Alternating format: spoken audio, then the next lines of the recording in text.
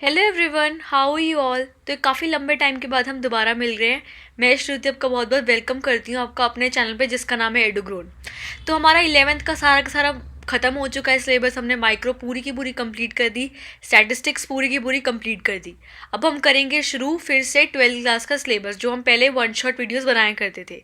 But इस one shot series में सिर्फ और सिर्फ अब एक चैप्टर में हम पूरा का पूरा ख़त्म कर देंगे चैप्टर, बट उसके क्वेश्चन आंसर्स हम लेटर डिस्कस करेंगे। अब जो हमारी सीरीज़ आई है वन शॉट वाली, उसमें हम सिर्फ और सिर्फ एक शॉट में चैप्टर डिस्कस करेंगे, बट उसके क्वेश्चन आंसर्स हम फिर कभी डिस्कस करेंगे अपनी लेटर सीरीज़ में। तो हम अब स्टार्ट करेंगे क्लास 12th के सब्जेक्ट से। तो इकोनॉमिक्स का तो मैं करवा दूंगी, बट अब मुझे बताओ कि आपका और की तैयारी कैसी चल रही है। आपके जो पिछले एग्जाम्स हैं जिसमें मैंने आपको बहुत अच्छे से प्रिपरेशन करवाई थी, काफ़ी सारी स्ट्रैटेजीज कही थी कि हमें स्ट्रेस नहीं लेना एग्जाम्स में, अच्छा हमें वाटर पीना है, फ्रूट्स खाने हैं, राइट, हेल्दी रहना है।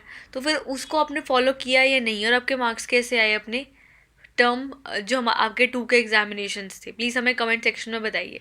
और एडुग्रोन ने आपकी कैसी हेल्प करी आपकी प्रिपरेशन को बूस्ट करने के लिए, प्लीज़ हमें वो भी बताइए। आपका एक एक मोटिवेशन, आपका एक एक लाइक हमें बहुत मैटर करता है। और आपके वीडियोज़, हमारी वीडियोज़ अगर आपको अच्छे लगे तो प्लीज़ हमारे चैनल को लाइक शेयर सब्सक्राइब कीजिएगा और हमारा बेल आइकन भी प्रेस कीजिएगा। ओके। और अपने जो भी एक्सपीरियंस था आपका एडुग्रोन के साथ, आपको कैसा लगा हमारा टीचिंग स्टाइल, आप चाहते हो कि हम अपने कुछ बदलाव लाएं टीचिंग में, तो प्लीज़ हमें वो सब भी बताइएगा। हम पूरा का पूरा ट्राई करेंगे उसको ठीक करने का। ओके। तो आज से हम शुरू करेंगे अपना 12th क्लास का जो सबसे लेंथीएस्ट चैप्टर, सबसे ट्रिकीएस्ट चैप्टर बच्चे कहते हैं, बट इसको हम इतना सिंपल वे में करेंगे कि आपको ये चैप्टर बिल्कुल ट्रिकी लगेगा ही नहीं। हम स्टार्ट करेंगे नेशनल इनकम अकाउंटिंग से। ये चैप्टर इतना बच्चों को टफ लगता है कि वो छोड़ के चले जाते हैं पूरा का पूरा एग्ज़ाम में। और ये वाला जो हमारा चैप्टर है, ये अकेला चैप्टर, ये सिर्फ और सिर्फ 10 मार्क्स कैरी करता है। 10 मार्क्स बहुत ज़्यादा होते हैं, और इसका 6 मार्क्स का न्यूमेरिकल तो आना ही आना है, और 4 मार्क्स की इसकी जनरली थ्योरी आती है। तो इसके न्यूमेरिकल्स और ये चैप्टर इतना इम्पॉर्टेंट है, इतना इम्पॉर्टेंट है, तो आपको 10 मार्क्स अच्छे से आपको दिलवा सकता है अगर आप अच्छे से करोगे तो।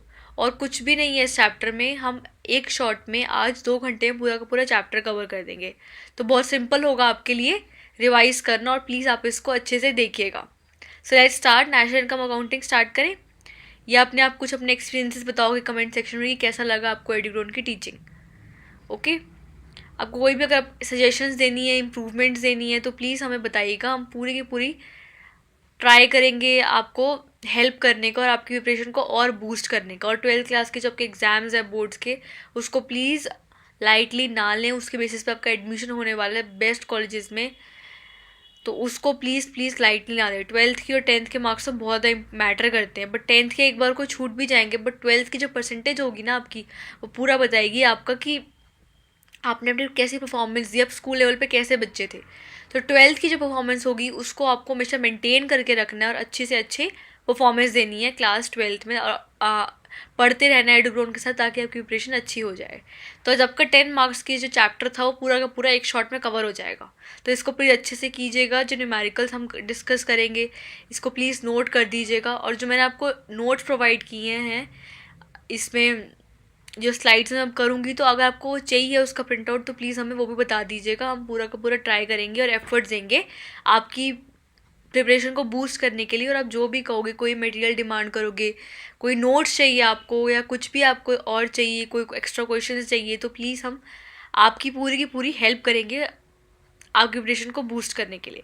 So let's start national income accounting. बहुत आपको मज़ा आने वाला है पूरी की पूरी वीडियो में, और बहुत ज़्यादा इंटरेस्टिंग चैप्टर होगा। So let's start the chapter of national income accounting. Let me open my presentation.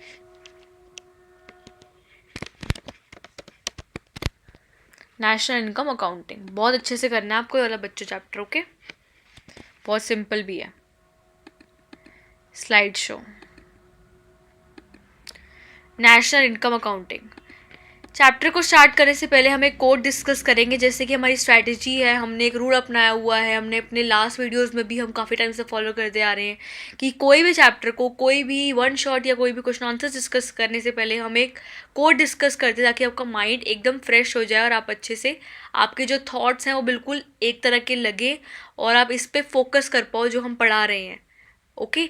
और सिर्फ पढ़ाई आपके दिमाग में ना घुसे और आप काफ़ी सारे और अच्छे अच्छे थॉट्स भी कैरी करो आपके दिमाग में और पॉजिटिविटी आपको आसपास लगे। तो आज का थॉट है, sometimes you never know the value of a moment until it becomes a memory. हमें कभी कभार पता नहीं चलता कि जो एक मूवमेंट है, जो हम बातें कर रहे हैं, वो कभी कभी यादें बन जाएंगी, राइट।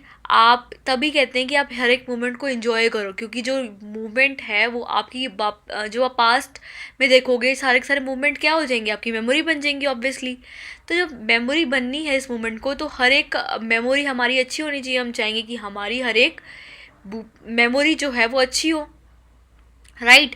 तो प्लीज़ अपने कोई जब भी अपने फ्रेंड्स के साथ जाते हो, आप खाते हो, आप कुछ भी ट्रिप पे जाते हो, अच्छी अच्छी मेमोरीज बनाओ, ताकि जब भी आप अपने पिछले टाइम को याद करो, आपके दिमाग में सिर्फ और सिर्फ अच्छी बातें आएँ, और आपकी जो मूवमेंट, ये हम बातें कर रहे हैं, ये भी मूवमेंट है, ये टाइम बीतता जा रहा है, वो अच्छी अच्छी मेमोरीज़ में कन्वर्ट हो और कोई बुरी मेमोरी ना हो। तो पढ़ाई के समय पे पढ़ाई करनी है, और खेलने के समय पे, घूमने के समय पे, खाना जो भी आप काम करते हो इंजॉय के लिए, उसके समय पे सिर्फ और सिर्फ वो वाली एक्टिविटी करनी है, राइट। तो ये वाला था आज आपका थॉट। तो without wasting any further time हम स्टार्ट करते हैं नेशनल इनकम अकाउंटिंग का chapter. Let's start with introduction. Unlimited and recurring bonds are human beings have read the production process a continuous process. In this process, different factors of production and land, labor and capital are combined together for production of goods and services. तो जो हमारी human being की bonds होती है वो क्या होती हैं, अनलिमिटेड। एक बॉन्ड पूरी होगी, दूसरी बॉन्ड आ जाएगी। हमने वापस से डिमांड करी अपने कि हमें एक फ़ोन चाहिए, फ़ोन आ जाएगा तो हमारी डिमांड होगी कि हमें लैपटॉप चाहिए, लैपटॉप आ जाएगा तो हमारी तीसरी डिमांड होगी कि हमें एक कार चाहिए। तो जो हमारी बॉन्ड्स हैं वो आती रहती हैं, वो अनलिमिटेड बॉन्ड्स हैं। तो ये जो प्रोसेस है ह्यूमन बींग्स का और बॉन्ड्स का, ये एक कंटिन्यूस प्रोसेस है, ये बार बार चलता रहता है प्रोसेस। और इसमें क्या होते हैं, different factors of production combine करते हैं। अब डिफरेंट फैक्टर्स ऑफ प्रोडक्शन कौन से हैं, लैंड, लेबर, कैपिटल। जिस पे हम बैठे हुए हैं, ये लैंड होती है, जो उस पर वर्कर्स काम करते हैं वो उसकी लेबर है। कैपिटल का मतलब होता है हमारा अब तक हमने कितनी वेल्थ एक्यूमुलेट करके रखी है। और इंटरप्राइज का मतलब होता है जो हमारी एक्सपर्टीज़ है, जो इंटरप्रेन्योर होता है, जो जिसके आइडियाज़ आते हैं दिमाग से, क्योंकि हमें बिजनेस करना है। जो ये इंटरप्रेन्योर बैठा है उसको बिजनेस करना है, तो बिजनेस करने के लिए हमें ऐसा बिजनेस माइंड चाहिए जिससे हमारा बिजनेस बहुत अच्छे से ड्राइव हो सके। तो वो बिजनेस माइंड हमें प्रोवाइड करेगा इंटरप्रेन्योर। तो इन सारे के सारे फैक्टर्स को हम कंबाइन कर देंगे किसके लिए, ताकि हमारी प्रोडक्शन हो सके गुड्स और सर्विसेज की। फर्म्स प्रोड्यूस करते हैं goods and services. Firms produce goods and services for the collective efforts of factors of production supplied by the household sector. Firms make payment to the factors of production in the form of rent, wages, interest and profit known as factor payment. तो firms जो होते हैं वो क्या करते हैं, firms payment करते हैं किसको, फैक्टर्स ऑफ प्रोडक्शन को हमारी पेमेंट होती है। फैक्टर्स ऑफ प्रोडक्शन का मतलब लैंड, लेबर, कैपिटल और एंटरप्रेन्योरशिप को पेमेंट होती है। किसकी फॉर्म में, हम रेंट, लैंड को क्या देंगे, अगर हम किसी की लैंड यूज़ कर रहे हैं हम उसे क्या देते हैं, रेंट। लेबर को क्या मिलता है, उसकी तनख्वाह मिलती है, उसके वेजेस। और कैपिटल को क्या मिलता है, हम इंटरेस्ट देते हैं। और एंटरप्रेन्योर जो धंधा कर रहा है, जो बिजनेस कर रहा है, उसे क्या मिलता है, प्रॉफिट। तो उसकी जो उसको उसकी फॉर्म में मिल जाता है रेंट, वेजेस, इंटरेस्ट और प्रॉफिट। उसे हम कहते हैं क्या, फैक्टर इनकम। तो जो उसको रिसीव हुआ, फर्म्स जो फैक्टर पेमेंट करते हैं उस हाउस होल्ड्स को, उसे हम कहते हैं factor income. The house hold sector spends this money in the purchase of goods and services produce by the firms. तो हाउस होल्ड सेक्टर क्या करता है, जो उसको पेमेंट रिसीव होती है उसको स्पेंड कर देता है purchase of goods and services पे। और उन्हें कोई मटेरियल कंज्यूम करना है या कोई गुड्स एंड सर्विसेज बनानी है तो उस पर वो वाला जो खर्चा है वो परचेज कर लेता है, राइट। तो इनकम जो होती है वो क्या करती है, फ्लो करती है। फर्स्ट इनकम फ्लो करती है, इनकम फर्म्स से हाउस होल्ड्स पे, फैक्टर पेमेंट्स पे। पहले जो इनकम होगी वो फ्लो करेगी कहाँ पे, फर्म्स से हाउस होल्ड्स पे। जो इनकम होती है हमारी, ये कंटिन्यूस प्रोसेस है, ये फ्लो करती रहती है एक से दूसरी जगह। तो फर्स्ट इनकम फ्लो करेगी इनकम से हाउस होल्ड से, और नेक्स्ट करेगी फ्लो हाउस होल्ड से फर्म्स पे। यहाँ पे करेगी in the form of factor payments. और जब हाउस होल्ड्स टू फर्म्स करेगी तो वो करेगी in the form of factor incomes. तो ऐसा जो हमारा प्रोसेस है वो चलता रहता है continuously in the form of consumption expenditure. तो इस फ्लो के मनी को प्रोसेस को हम कहते हैं circular flow of income, right. तो बहुत सिंपल प्रोसेस था कि जो हमारी इनकम होती है वो फ्लो करती रहती है। फर्स्ट करती है हमारी फर्म्स टू हाउस होल्ड्स, और सेकेंड जो हमारी इनकम फ्लो करेगी वो करेगी हाउस होल्ड से फर्म्स पे। तो फर्म से जो हाउस होल्ड से हमारी इनकम फ्लो करती है उससे हम कहते हैं फैक्टर पेमेंट्स, और जो हाउस होल्ड से फर्म पे करती है उससे हम कहते हैं क्या, कंजम्पशन एक्सपेंडिचर। इस पूरे प्रोसेस को हम कहते हैं circular flow of income. Simple, easy है ना ये। Meaning of circular flow of income. It refers to the cycle of generation of income in the production process, its distribution among the factors of production, and finally its circulation among the households to firms in the form of circular consumption. तो इसमें हमने क्या किया है, जो circular flow of income है इसका meaning है कि ये एक साइकिल है जनरेशन ऑफ इनकम की।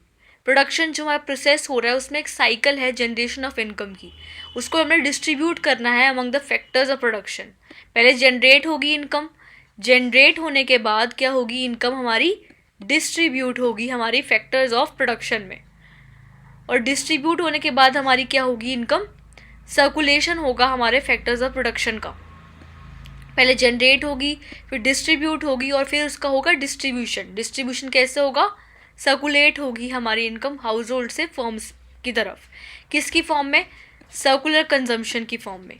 और expenditure on goods and services produced by them of circular flow of income. There are 3 different phases in the circular flow of income. तो सर्कुलर फ्लो ऑफ इनकम के 3 phases हैं। First होता है हमारा generation, जब जिसमें हम अपनी इनकम को जनरेट करते हैं। सेकेंड फेज हो जाएगा हमारा डिस्ट्रीब्यूशन फेज, और थर्ड फेज हो जाएगा हमारा जो इनकम को हम जनरेट करते हैं वो वाला phase. Generation phase is the phase in which firms produce goods and services with the help of factor services. तो जो हमारा जनरेशन वाला फेज है उसमें क्या होता है कि फर्म्स प्रोड्यूस करते हैं गुड्स एंड सर्विसेज। किसकी हेल्प से, फैक्टर सर्विसेज की हेल्प से। तो हमारा फर्स्ट फेज ये था कि जो हमारे फर्म्स होते हैं वो प्रोड्यूस करते हैं गुड्स एंड सर्विसेज को। नेक्स्ट फेज आ जाएगा हमारा डिस्ट्रीब्यूशन फेज। डिस्ट्रीब्यूशन फेज में हमारा क्या होता है, the flow of factor income from firms to households. इसमें होता है हमारी फैक्टर इनकम फ्लो करती है फर्म्स से हाउस होल्ड्स की तरफ। और थर्ड फेज जो डिस्पोजल फेज है वो होता है हमारा, the factor income receive by the factors of production is spent on the goods and services produced by the firms. तो उसमें क्या होता है, जो हमारी फैक्टर इनकम रिसीव होती है फैक्टर्स ऑफ प्रोडक्शन के द्वारा, फैक्टर्स ऑफ प्रोडक्शन मतलब लैंड, लेबर, कैपिटल और इंटरप्राइज, वो स्पेंड हो जाती है गुड्स एंड सर्विसेज। जो फर्म्स ने गुड्स एंड सर्विसेज प्रोड्यूस करे उसको ख़रीदने में ये सब चीज़ें ख़त्म हो जाती हैं। तो इस वे में क्या होता है, हमारी इनकम जो जनरेट होती है इन द प्रोडक्शन प्रोसेस, जो प्रोडक्शन प्रोसेस में हमारी इनकम जनरेट होती है वो फिर आ जाती है हमारी प्रोडक्शन यूनिट्स के पास, और जो हमारा साइकिल है वो हो जाती है हमारी कंप्लीट। तो ये था हमारा सर्कुलर फ्लो ऑफ इनकम। तो बहुत सिंपल कंसेप्ट था ये वाला, ये आपको पूरा का पूरा लर्न करना है। इसमें कुछ समझाने वाला इतना नहीं है, बट ये पूरा का पूरा लर्निंग में जाएगा आपका। Next is stock and flow. बहुत इंपॉर्टेंट है ये वाला, इसके बहुत ज़्यादा क्वेश्चंस आते हैं इसके एग्जाम्स में, तो इसको आपको बहुत अच्छे से करना है। Stock, stock refers to the variable which is measured at a particular point of time. For example, stock of goods in the godown as on 31st March 2015. It means stock variables and it's no time dimensional. Some examples of stock are national wealth, national capital, some money, money supply, etc. तो stock का मतलब होता है ऐसा variable जिसको major करते हैं एक पर्टिकुलर पॉइंट ऑफ टाइम में। मतलब उसको जो हमारा वेरिएबल है स्टॉक वाला वो मेजर होगा एक पर्टिकुलर पॉइंट ऑफ टाइम में। इस पॉइंट ऑफ टाइम में इसकी क्या वैल्यू चल रही है, ये नहीं कि इस पूरे साल में हम देखेंगे उसकी वैल्यू क्या चल रही है, उसके पूरे साल में क्या चल रही है, पूरे मंथ एंड में क्या चल रही है, बट एक पर्टिकुलर पॉइंट ऑफ टाइम में उसकी क्या वैल्यू है। तो अगर उसको हम पर्टिकुलर पॉइंट ऑफ टाइम में मेजर करें तो मतलब वो टाइम डायमेंशनल नहीं है। टाइम डायमेंशनल नहीं है तभी उसको एक पर्टिकुलर पॉइंट ऑफ टाइम में मेजर किया जा रहा है। मतलब इसका एग्जाम्पल है कि अगर स्टॉक ऑफ गुड्स पड़े हुए हैं 31 मार्च 2015 को, स्टॉक ऑफ गुड्स पड़े हुए हैं, यहाँ पे बड़े सारे स्टॉक हैं गुड्स के, राइट। तो ये गुड्स के जो स्टॉक पड़े हुए हैं इसमें इससे कोई टाइम का लेना देना नहीं है, ये पर्टिकुलर पॉइंट ऑफ टाइम पे पड़े हुए हैं तो वो आ जाएंगे स्टॉक वेरिएबल के अंदर। तो कुछ एग्जांपल्स जो होते हैं हमारे स्टॉक वेरिएबल्स की वो हो जाएंगी नेशनल वेल्थ। जो नेशनल वेल्थ होती है, किसी भी बंदे के पास कितनी भी ज़्यादा वेल्थ है, मतलब उसने कितनी अपनी वेल्थ एक्यूमुलेट करी है अब तक अपनी लाइफ टाइम में, वो मेजर होती है एक पर्टिकुलर पॉइंट ऑफ टाइम में, ना कि उसने कितना अब तक किया है काम। मतलब एक पर्टिकुलर पॉइंट ऑफ टाइम में ये मेजर होती है, तो ये हो जाएगा हमारा स्टॉक वेरिएबल। और नेशनल कैपिटल होता है हमारा नेशनल कैपिटल भी हमारा एक स्टॉक कंसेप्ट है, क्योंकि ये एक पर्टिकुलर पॉइंट ऑफ टाइम पे मेजर होता है। और मनी सप्लाई तो ऑब्वियसली मनी सप्लाई का मतलब भी उसके डेफिनेशन में ही हमने डिस्कस किया था क्लास 12th में, कि ये पर्टिकुलर पॉइंट ऑफ टाइम में मेजर होता है कि लोगों के पास कितना मनी है in the form of currency, in the form of bank account deposits. तो ये मेजर होता है हमारा एक पर्टिकुलर टाइम पे, एक पॉइंट ऑफ टाइम में। तो हो जाएगा हमारा ये स्टॉक कंसेप्ट। अब फ्लो के बारे में बात करते हैं। Flow variable refers to the variable which is measured over a period of time. अगर हम किसी वेरिएबल को मेजर करते हैं over a period of time, for example production of goods during the month of January. अगर हम production discuss कर रहे हैं कि पूरी फ्लो वेरिएबल का मतलब एक ऐसा वेरिएबल जिसको हम मेजर करते हैं over a period of time. इसको हमने मेजर किया था at a point of time, but जो फ्लो वेरिएबल है वो मेजर होगा over a particular period of time. Like पूरे हमारे 12 मंथ्स में उसकी क्या क्या प्रोडक्शन रही। जो हमारा स्टॉक वेरिएबल था वो टाइम डायमेंशनल नहीं था, बट फ्लो वेरिएबल हमारा क्या है, टाइम डायमेंशनल है। इसको फ़र्क पड़ता है कि हमारी पूरी मंथ में क्या क्या सेल्स हुई, पूरे मंथ में हमारा क्या क्या रेवेन्यू आया, पूरी मंथ में हमारी क्या क्या डिमांड रही, राइट। वो मंथ भी हो सकता है, पूरा ईयर भी हो सकता है, राइट। तो ये हो जाएगा हमारा कौन सा वेरिएबल, फ्लो वेरिएबल। जैसे हमारा इसका एग्जाम्पल हो जाएगा production of goods during the month of जनवरी। पूरी जनवरी के महीने में, ये पूरा जैन का महीना है, उसमें कितनी प्रोडक्शन हुई गुड्स की। अगर हमें प्रोडक्शन डिस्कस करना है कि पूरी जनवरी के मंथ में हमारी कितनी प्रोडक्शन हुई, तो हम ऑब्वियसली फ्लो वेरिएबल को डिस्कस करेंगे, राइट। तो ये हो जाएगा हमारा एक फ्लो वेरिएबल का कंसेप्ट। जैसे national income in a year, 1000 of flow variables are period. जो हमारी नेशनल इनकम होती है वो एक फ्लो वेरिएबल है, जिस क्योंकि हम उसको मेजर करते हैं over a period of time. It could be a day, जो हमारा टाइम हो सकता है वो हो सकता है एक डे भी हो सकता है, एक वीक हो सकता है। ज़रूरी नहीं सिर्फ और सिर्फ एक मंथ होगा, एक वीक हो सकता है, एक डे हो सकता है। तो फ्लो वेरिएबल टाइम डायमेंशनल होता है, क्योंकि उसको मेजर करते हैं over a period of time. तो हमारा जो फ्लो वेरिएबल था वो टाइम डायमेंशनल नहीं था, बट स्टॉक वेरिएबल हमारा वो टाइम डायमेंशनल होता है। तो यही था इसका मीनिंग। अब हम डिस्कस करेंगे सर्कुलर फ्लो ऑफ के टाइप्स। जो हमने सर्कुलर फ्लो ऑफ इनकम यहाँ पे पढ़ा, उसको हम यहाँ पे इसके टाइप्स डिस्कस करेंगे। Types of circular flow of income and money flow. तो फर्स्ट टाइप है इसका real flow. Real flow refers to the flow factor services from households to firms in the corresponding flow of goods and services from firms to households। तो real flow का मतलब है हमारी जो services हैं वो फ्लो हो रही हैं पहले हाउस होल्ड से लेके फर्म पे, और फिर हो रही है हमारी सर्विसेज फर्म्स से लेके हाउस होल्ड्स पे, right. Refers to the flow factor services from households to firms. तो सर्विसेज हमारी पहले हाउस होल्ड से फर्म पे जा रही हैं, और फिर हमारी जो सर्विसेज हैं वो जा रही हैं हमारी फर्म्स से हाउस होल्ड्स की तरफ। House holds provide factor services. जो हाउस होल्ड्स हैं उनको सर्विसेज प्रोवाइड कर रही हैं फर्म्स को, विच इन रिटर्न प्रोवाइड गुड्स। तो हाउस होल्ड्स जो है वो सर्विसेज प्रोवाइड कर रहे हैं गुड्स फर्म्स को, और फर्म्स इन टर्न में क्या प्रोवाइड कर रही हैं, उनको गुड्स एंड सर्विसेज प्रोवाइड कर रही हैं एज अ रिवॉर्ड। जो उन्होंने सर्विस दी उसका रिवॉर्ड प्रोवाइड कर रही हैं वो हमारी फर्म्स। बट उसके बाद क्या हो रहा है, हमारी जो सर्विसेज हैं उसमें फर्म्स और हाउस होल्ड्स डील कर रहे हैं। तो फर्म्स और हाउस होल्ड्स में क्या होगा, there is only exchange of goods and services between the two sectors without involvement of money. तो रियल फ्लो में हमारा क्या होता है, सिर्फ और सिर्फ गुड्स की एक्सचेंज होती है, गुड्स एंड सर्विसेज हमारी एक्सचेंज होती है। जैसे हमारी हाउस होल्ड से फर्म्स पे हमारी पहले सर्विसेज गई, फिर हमारी सर्विसेज गई फर्म्स से हाउस होल्ड्स पे। तो हमारी जो होती है हमारी सिर्फ और सिर्फ गुड्स एंड सर्विसेज का लेना देना होता है, ना कि हमारा एक फिजिकल फ्लो होता है, ना कि हमारी मनी का इन्वॉल्वमेंट होता है हमारी इस ट्रांजैक्शन में। Real flow remains a magnitude of growth process in the economy, for example more factor services are upward to the firms, then volume of production will be more and speed of the process of economic growth. अगर हमारी किसी भी economy में real flow ज़्यादा होगी, इसका मतलब क्या है, हमारी ज़्यादा फैक्टर सर्विसेज एक दूसरे से एक्सचेंज हो रही हैं, हाउस होल्ड से फर्म्स पे जा रही हैं और फिर फर्म्स से हाउस होल्ड्स पे जा रही हैं। तो इसका मतलब है कि हमारी प्रोडक्शन जो हो रही है वो ज़्यादा हो रही है पूरी इकॉनमी में। अगर किसी भी इकॉनमी में प्रोडक्शन ज़्यादा होगी, प्रोड्यूस ज़्यादा होगा हमारा आउटपुट, तो इकोनॉमिक ग्रोथ ज़्यादा होगी, और इकोनॉमिक ग्रोथ होगी ज़्यादा तो उससे क्या पता चलता है, हमारी जीडीपी ज़्यादा होगी। तो ये था हमारा फर्स्ट सर्कुलर फ्लो का मीनिंग, ये है हमारा रियल फ्लो का मतलब। अब सेकेंड आ जाएगा हमारा money flow. Money flow refers to the flow of factor payments on the firm to households for the factor services, and corresponding flow of consumption expenditure from households to firms for the purchase of goods and services produced by the firms.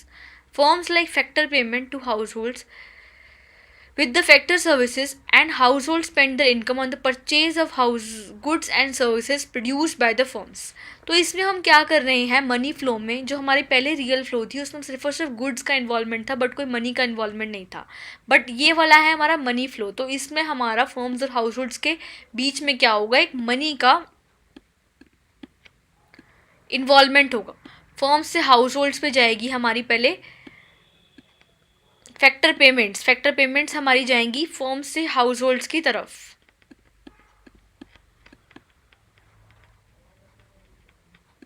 Firms ने कुछ factor payments provide करी, कुछ services provide करी house holds को, तो उससे हम कहते हैं फैक्टर सर्विसेज के लिए। पहले हमारे यहाँ पे जाएंगी फैक्टर पेमेंट्स, और उसके बाद हाउस होल्ड से फर्म्स पे हमारा ट्रांसफ़र होगा हमारा कंजम्पशन एक्सपेंडिचर। ये आपको ये टर्म्स लर्न करनी है। For the purchase of goods and services produce by the firms, जो फर्म्स ने गुड्स एंड सर्विसेज प्रोड्यूस करे हैं उसका क्या होगा हमारा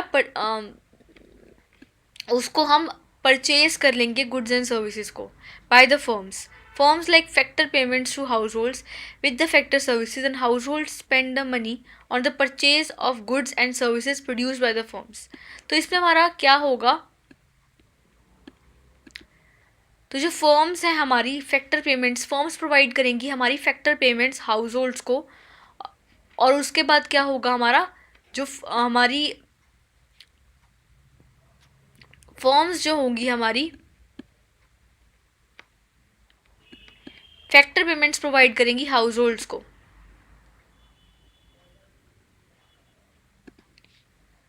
फर्म्स प्रोवाइड करेंगी हमारी फैक्टर पेमेंट्स हाउस होल्ड्स को, और उसके बाद क्या करेंगी, हाउस होल्ड्स प्रोवाइड करेंगी, हाउस होल्ड स्पेंड करेगी अपनी इनकम, जो उसको इनकम रिसीव हुई सब प्रोवाइड कर करके सर्विसेज को, उसको वो स्पेंड करेगी हाउस होल्ड्स को, जो हमने परचेज करने गुड्स एंड सर्विसेज को, जो फर्म्स से प्रोड्यूस करी हैं गुड्स एंड सर्विसेज को, उनको परचेज करने के लिए। तो हमारी इसमें क्या हो रही है, मनी ट्रांसफ़र हो रही है, पहले हाउस फर्म्स से हाउस होल्ड्स में, और फिर हो रहा है हमारा हाउस होल्ड से फर्म्स पे, फर्म्स से हाउस होल्ड्स पे ट्रांसफ़र हो रहा है हमारा consumption factor payments, then household से फर्म्स पे हमारा ट्रांसफ़र हो रहा है हमारा कंजम्पशन एक्सपेंडिचर। तो ये था हमारा मनी फ्लो का concept. Circular flow of income in a simple economy, two sector economy. अब हम circular flow of income discuss करेंगे in a simple economy. Simple economy का मतलब एक टू सेक्टर इकोनॉमी जिसमें सिर्फ और सिर्फ एक हाउस होल्ड सेक्टर है और एक प्रोड्यूसर सेक्टर है, राइट, गवर्नमेंट सेक्टर है।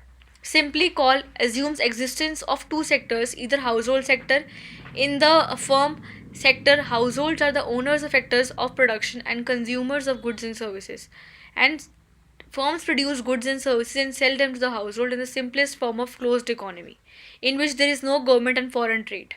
तो इसमें हमारी सिंपल इकॉनमी का मतलब एक ऐसी इकॉनमी जिसमें सिर्फ और सिर्फ दो सेक्टर्स हैं। दो सेक्टर्स में एक सेक्टर हो सकता है हमारा हाउस होल्ड सेक्टर, और हाउस होल्ड्स का मतलब होता है वो ओनर्स हैं फैक्टर्स ऑफ प्रोडक्शन के, और कंज्यूमर्स हैं गुड्स एंड सर्विसेज के। फर्म्स जो है वो प्रोड्यूस करती हैं गुड्स एंड सर्विसेज को एंड सेल डम टू द हाउस होल्ड्स। जो फर्म्स ने गुड्स एंड सर्विसेज प्रोड्यूस किए उसको हाउस होल्ड्स को बेच देती है इस सिंपल इकॉनमी में।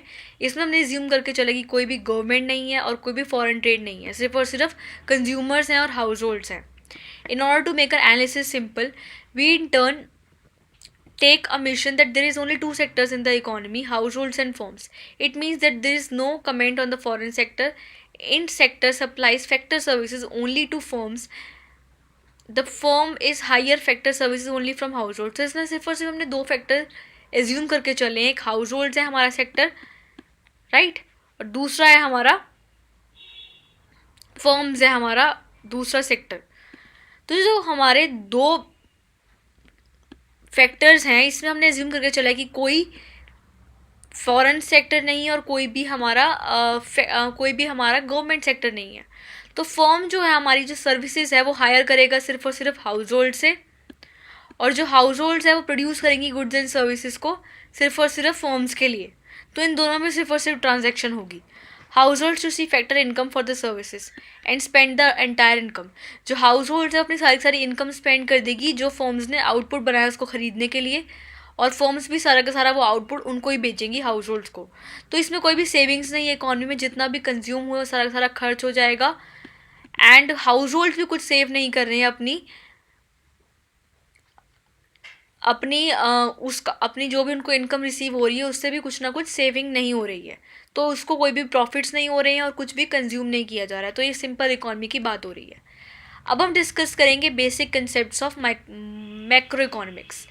डोमेस्टिक टेरिटरी हमारा फर्स्ट कंसेप्ट है। Domestic territory is very important concept in national income accounting. In layman's language, domestic territory means the political frontiers of a country. However, for the purpose of national income accounting, it is used as a wider sense. Addition to the political frontiers includes ships and aircrafts owned and operated by normal residents.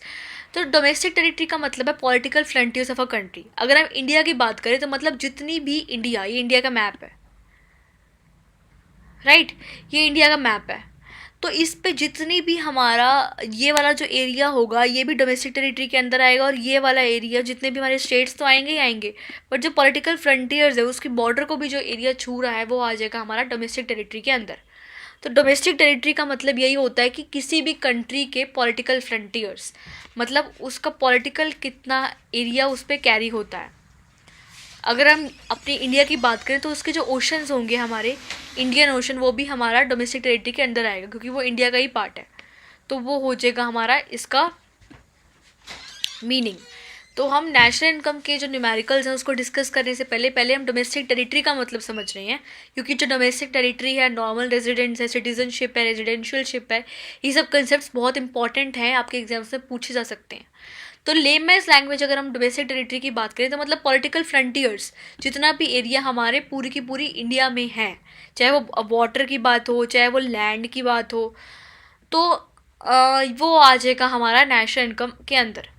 In wider sense, it refers to the political frontiers. It also includes ships and aircrafts. तो इसका मतलब यही होगा कि ships और aircrafts भी इसमें include होंगे। अगर कोई शिप है, अगर कोई एयरक्राफ्ट है, वो किसी दूसरी कंट्री में, फॉर एग्जांपल वो जापान में है, बट वो है इंडिया का पार्ट, वो जापान में हमने दिया हुआ है, बट एम्बेसी है वो उसकी है, हमने बाहर होती है हमारी एम्बेसीज, तो बट वो इंडिया का ही पार्ट मानी जाएगी क्योंकि वो हमारा है, हमारे पॉलिटिकल फ्रंटियर को बिलोंग करता है, हमारे एरिया को बिलोंग करता है। तो अगर कोई भी शिप्स और एयरक्राफ्ट्स हैं वो किसी नॉर्मल रेजिडेंट्स ने ऑपरेट करे हैं, वो भी हमारी डोमेस्टिक टेरिटरी के अंदर आएगी। अब डोमेस्टिक टेरिटरी के अंदर क्या क्या चीज़ें आती हैं? It include ships and aircrafts owned operated by normal residents between 2 और more countries. For example, planes operated by Air India between Russia and Japan. अगर प्लेन्स ऑपरेट किए जा रहे हैं एयर इंडिया ने, एयर इंडिया किसकी है? इंडिया की। तो अगर वो रशिया और जापान के बीच में कोई उसमें फ़्लाइट में इंडियन प्लेन चल रहा है तो वो भी हमारी डोमेस्टिक टेरिटरी के अंदर आएगा। Example of territory of India, similarly planes are played by the Singapore Airways. अब जो अगर प्लेन्स हैं वो किसने करे हैं? Singapore Airways. अगर इंडियन प्लेन्स चल रहे हैं, अगर सिंगापुर एयरवेज में जापान और इंडिया के बीच में कुछ प्लेन चल रहे हैं, तो ये वाले जो प्लेन्स हैं वो किसके हैं? सिंगापुर के। ये कोई इंडियन प्लेन्स नहीं है। तो ये जो प्लेन्स होंगे वो पार्ट होंगे हमारे डोमेस्टिक टेरिटरी ऑफ सिंगापुर के, ना कि हमारी डोमेस्टिक टेरिटरी ऑफ इंडिया के। अब जो हमारी सिंगापुर फिशिंग वेसल्स चल रही हैं, तो national gas rings and floating platform operated between the residents of a country international waters, they have exclusive right of operation. For example, fishing boats operated by Indian fishermen in the international waters of Indian Ocean will be considered a part of Indian embassies and military establishment of a country located abroad. For example, Indian embassy in Russia is a part of domestic territory of India. तो कोई भी हमारी अगर वो है natural gas rigs है या तो floating platform operated by the residents of a country, अगर कोई भी फ्लोटिंग प्लेटफॉर्म्स हैं या तो नेशनल गैस के रिग्स बने हुए हैं किसी इंटरनेशनल वाटर में, बट वो हमारी इंडिया को बिलोंग करते हैं, तो वो आ जाएगी हमारी डोमेस्टिक टेरिटरी के अंदर। Exclusive rights operation, for example fishing boats operate by Indian fisherman. अगर कोई फिशिंग बोट्स ऑपरेट हो रही हैं इंडियन फिशरमैन के द्वारा, मतलब बोट्स चल रही हैं बट उसको ऑपरेट करने वाला एक इंडियन फिशरमैन है, इंटरनेशनल वाटर्स में चल रही है या तो इंडियन ओशन के वाटर में चल रही है, बट उसको ऑपरेट करने वाला हमारा इंडिया का आदमी है, तो वो उसको कंसीडर करेंगे हम डोमेस्टिक टेरिटरी के अंदर। सिमिलरली जो एम्बेसीज होती हैं, हमारी भी देश में किसी और की एम्बेसी है, हमारे देश में बाहर की जापान की एम्बेसी है, फ्रांस की एम्बेसी है, तो वो जो एम्बेसीज होती हैं वो तो हमारे अंदर तब हेल्प करने के लिए लोगों की, अगर उनको वहाँ पे जाना है उस कंट्री में, राइट।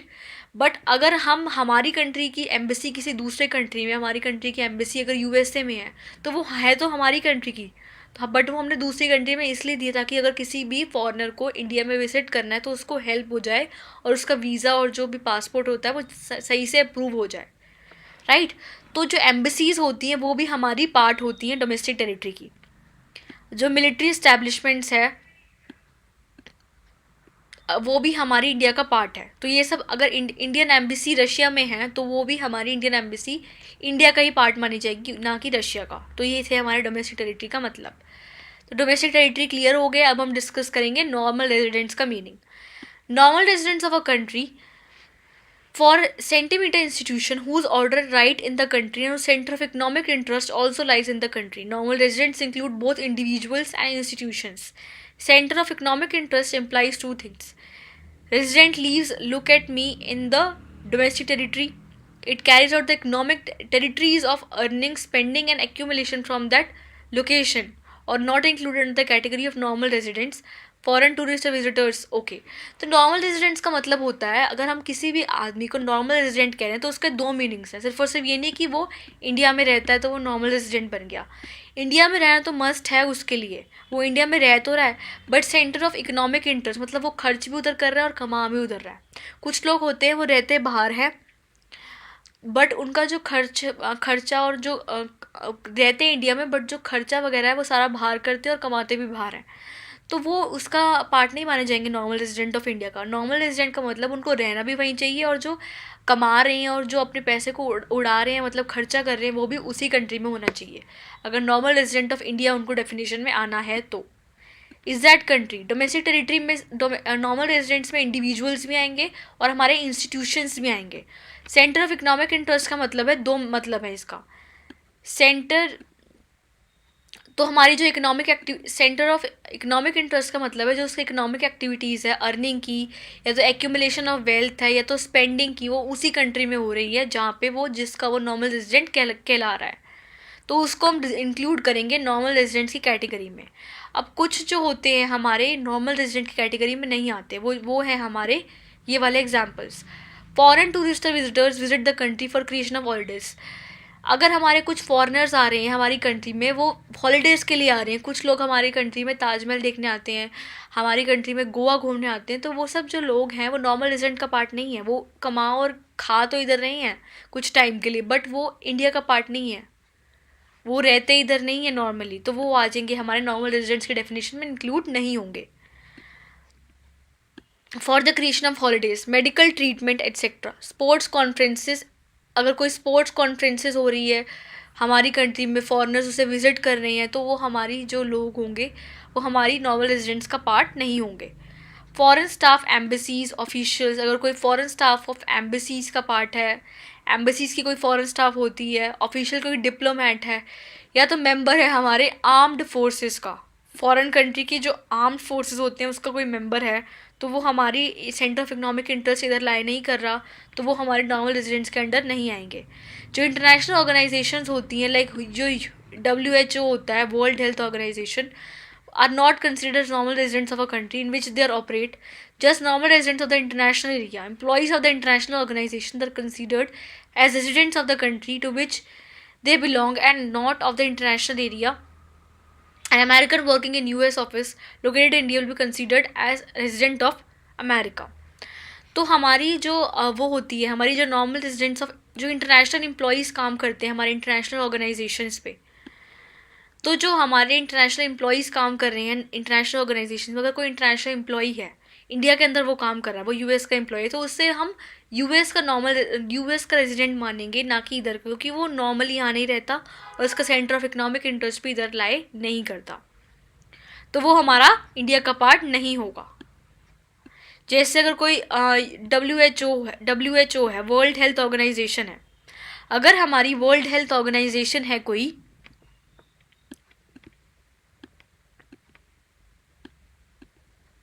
जो हमारी वर्ल्ड हेल्थ ऑर्गेनाइजेशन है विच दे बिलोंग, तो उसको भी हम नॉर्मल रेजिडेंट में इंक्लूड नहीं करते, क्योंकि वो किसी एक कंट्री की नहीं है, बट वो सारी सारी कंट्रीज़ की कंबाइंड बनी हुई है एक ऑर्गेनाइजेशन, राइट। वो एक इंस्टीट्यूशन है, वो एक ऑर्गेनाइजेशन है, वो किसी एक कंट्री से बिलोंग नहीं करती, तो वो उसको हम किसी एक कंट्री का नॉर्मल रेजिडेंट नहीं मान सकते। अब सेकंड आ जाएगा, अगर अमेरिकन काम कर रहे हैं हमारे UN, हमारी कंट्री में कोई ऑफिस है, उसमें अमेरिकन काम कर रहे हैं, कोई ऑफिस है वहाँ पे अमेरिकन काम कर रहे हैं, तो उसको हम अमेरिका का नॉर्मल रेजिडेंट मानेंगे, ना कि इधर का, क्योंकि वो काम इधर तो वैसे ही कर रहे हैं, बट वो रेजिडेंट्स तो उधर के हैं ना, रहते उधर हैं और कमा भी और खर्चते उधर हैं, बॉर्न भी उनका उधर हुआ था जन्म, तो उसको हम जो रेजिडेंट्स हैं वो मानेंगे नॉर्मल रेजिडेंट्स ऑफ USA, ना कि इधर के नॉर्मल रेजिडेंट्स मानेंगे। ओके, क्लियर हो गया वाला concept.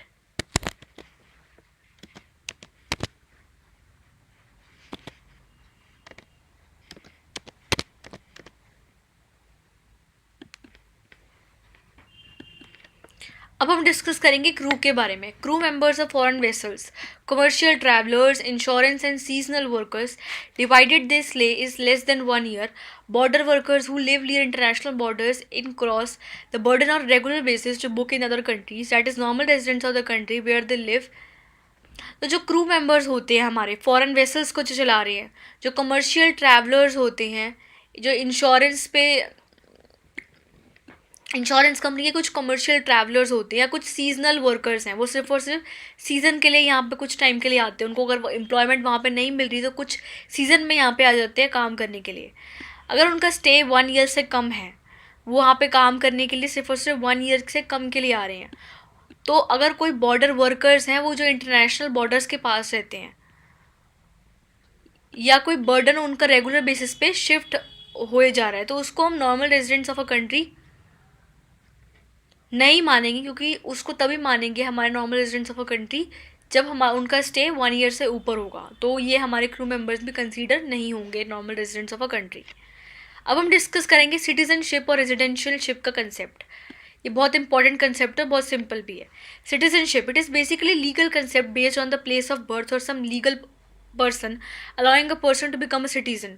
It means Indian citizenship can arise in 2 ways. Person born in India requires automatic citizenship of India. A person born in India acquires citizenship of India and Indian laws to become an Indian citizenship.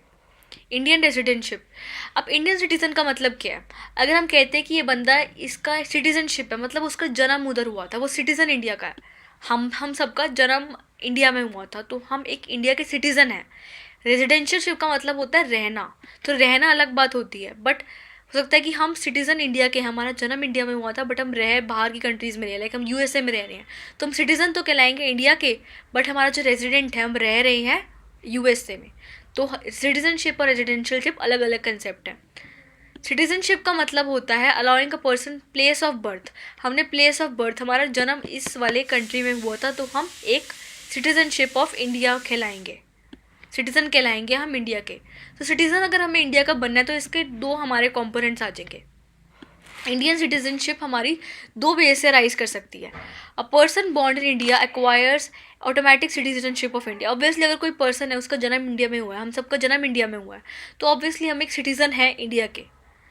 अगर person हमारी बाहर born हुआ है, for example वो Canada born हुआ है, but उसने कुछ डॉक्यूमेंट्स पे साइन करवा के कुछ इंडियन लॉज के जो प्रोविजंस हैं हमारे किसी सिटीज़न बनने के, उसको फॉलो कर लिए, तो ऑब्वियसली वो भी इंडियन सिटीजनशिप बन जाएगा। तो इसके 2 वेज है, या तो उसका जन्म इंडिया में हुआ है तो उसको ऑटोमेटिकली सिटीजनशिप मिल जाएगी इंडिया की, या उसको वो जो आदमी है वो बंदा है हमारा USA का, बट उसको है हमारा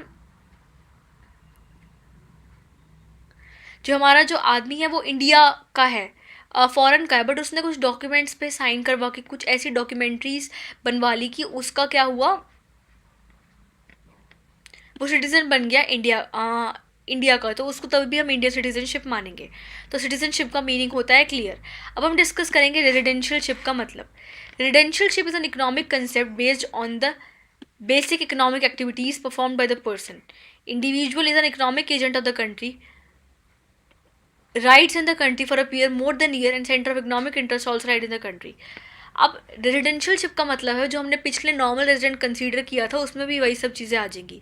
पर अगर कोई आदमी रेजिडेंट बनता है, वो रहता है इंडिया में, बट सिर्फ और सिर्फ रहने की बात नहीं होती, उसको क्या होता है वहाँ पे, उसको राइट्स मिल रहे हैं, वो 1 ईयर के लिए वहाँ पे ज़्यादा है, 1 साल से ज़्यादा उस कंट्री में। अगर हम इंडिया के रेजिडेंट कहलाएंगे तो हम 1 साल से ज़्यादा इंडिया में हैं और हमारा सेंटर ऑफ इकोनॉमिक इंटरेस्ट भी इंडिया में लाई कर रहा है। अब सेंटर ऑफ इकोनॉमिक इंटरेस्ट का हमने मतलब समझ लिया कि वो वहाँ पे खर्च भी कर रहा है और कमा भी उधर ही रहा है और स्पेंडिंग भी वहीं पे हो रही है, तो वो हो जाएगा हमारा रेजिडेंशियलशिप ऑफ इंडिया का कंसेप्ट। तो ये इसका था मीनिंग, सिटीजनशिप और रेजिडेंट का मतलब। अब हम डिस्कस करेंगे फैक्टर इनकम और ट्रांसफर इनकम का मीनिंग होता है। Factor income received by the factors of production for ending service in the production process. It is easy for providing factor services of land, labor, capital, or enterprise. Factor income of normal residents of a country is included in the national income. Examples: rent, wages, interest and profit. अब factor income का मतलब होता है receive by the factors of production. Factor income का मतलब होता है वो पेमेंट जो रिसीव करते हैं फैक्टर्स ऑफ प्रोडक्शन। अब फैक्टर्स ऑफ प्रोडक्शन का मतलब जो फैक्टर्स ऑफ प्रोडक्शन ने हमारी कुछ सर्विसेज प्रोवाइड की थी, फैक्टर्स ऑफ प्रोडक्शन ने हमें क्या किया था, कुछ द फैक्टर्स ऑफ प्रोडक्शन ने जो हमने कुछ ना कुछ सर्विसेज प्रोवाइड की थी, तो उसको जो हमने इनकम रिसीव करी उन फैक्टर्स ऑफ प्रोडक्शन से, फैक्टर्स ऑफ प्रोडक्शन ने हमें कुछ सर्विसेज प्रोवाइड की थी, तो उससे जो हमने इनकम रिसीव करी है फैक्टर्स ऑफ प्रोडक्शन के द्वारा, उनकी सर्विसेज में आ जाएगा लैंड, लेबर, कैपिटल और एंटरप्राइज, तो उससे जो हमने इनकम रिसीव करी है उसे हम कहेंगे factor income. It is use for providing factor services of land, labour, capital, enterprise. जो लैंड, लेबर, कैपिटल और एंटरप्राइज है उसने जो हमें कुछ प्रोवाइड किया है, कुछ सर्विसेज प्रोवाइड की हैं, तो उसे हम कहेंगे फैक्टर सर्विसेज, और उससे जो हमें इनकम रिसीव हुई है उसे हम कहेंगे factor income. Factor income of normal residents of a country, अगर हम नॉर्मल रेजिडेंट्स हैं, हमारा सेंटर ऑफ इकोनॉमिक इंटरेस्ट भी उधर है और हम 1 साल से ज़्यादा उस कंट्री में हैं, तो उसको हम इंक्लूड करेंगे, हमारी फैक्टर इनकम को नेशनल इनकम में इंक्लूड करेंगे। जैसे हमारे फैक्टर इनकम के एग्जांपल्स हो गए लैंड, लेबर, कैपिटल और एंटरप्राइज से जो इनकम हमें रिसीव होती है, तो लैंड हमें प्रोवाइड करता है रेंट, जो हमारी लेबर हमें देती है वेजेस, कैपिटल देती है इंटरेस्ट, और जो हमारी इंटरप्रेन्योर है वो देता है हमारे प्रॉफिट्स, उसको मिलते हैं प्रॉफिट्स। तो ये था हमारा फैक्टर इनकम का मतलब कि जो फैक्टर्स ऑफ प्रोडक्शन ने हमें जो सर्विसेज प्रोवाइड करी उसके बदले हमें जो इनकम रिसीव हुई उसे हम कहेंगे फैक्टर इनकम। और ट्रांसफ़र इनकम का क्या मीनिंग है? Transfer income refers to income receive without any product और services in return. It is later one second concept does not include in national income as it does not reflect in the production of goods and services. It can be received either within the domestic territory of a country or from abroad. Examples: old age pension, scholarship, unemployment allowances, his pocket money, etc. अब transfer income का मतलब हमें जो income receive हो रही है, हमने उसके लिए कुछ काम नहीं किया, कोई अपनी प्रोडक्ट नहीं दी, कोई भी सर्विस नहीं दी, बट हमें कुछ इनकम रिसीव हो रही है उसके बदले, तो उसे हम कहेंगे ट्रांसफ़र इनकम। बट इस वाली इनकम को हम नेशनल इनकम में इंक्लूड नहीं करते, हम फैक्टर इनकम को इंक्लूड करते हैं अपनी इनकम, पर ट्रांसफ़र इनकम को हम इंक्लूड नहीं करते नेशनल इनकम में, क्योंकि इससे पता नहीं चलता हमें कि प्रोडक्शन कितनी हो रही है गुड्स एंड सर्विसेज का। इट कैन बी रिसीव्ड इधर विद इन द डोमेस्टिक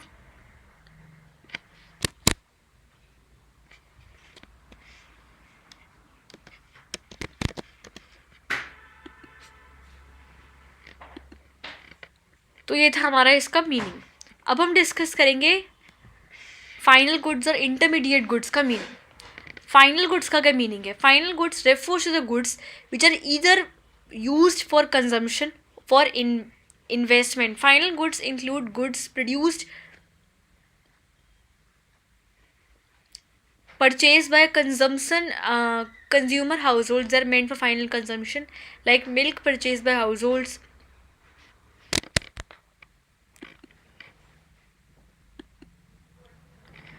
तो इससे क्या पता चला हमें कि final goods refers to the goods which are used either for consumption for investment. Final goods include goods purchased by consumer households. They are meant for final consumption like milk purchase by households, purchase for forms and capital formation for investment like machinery purchase by form.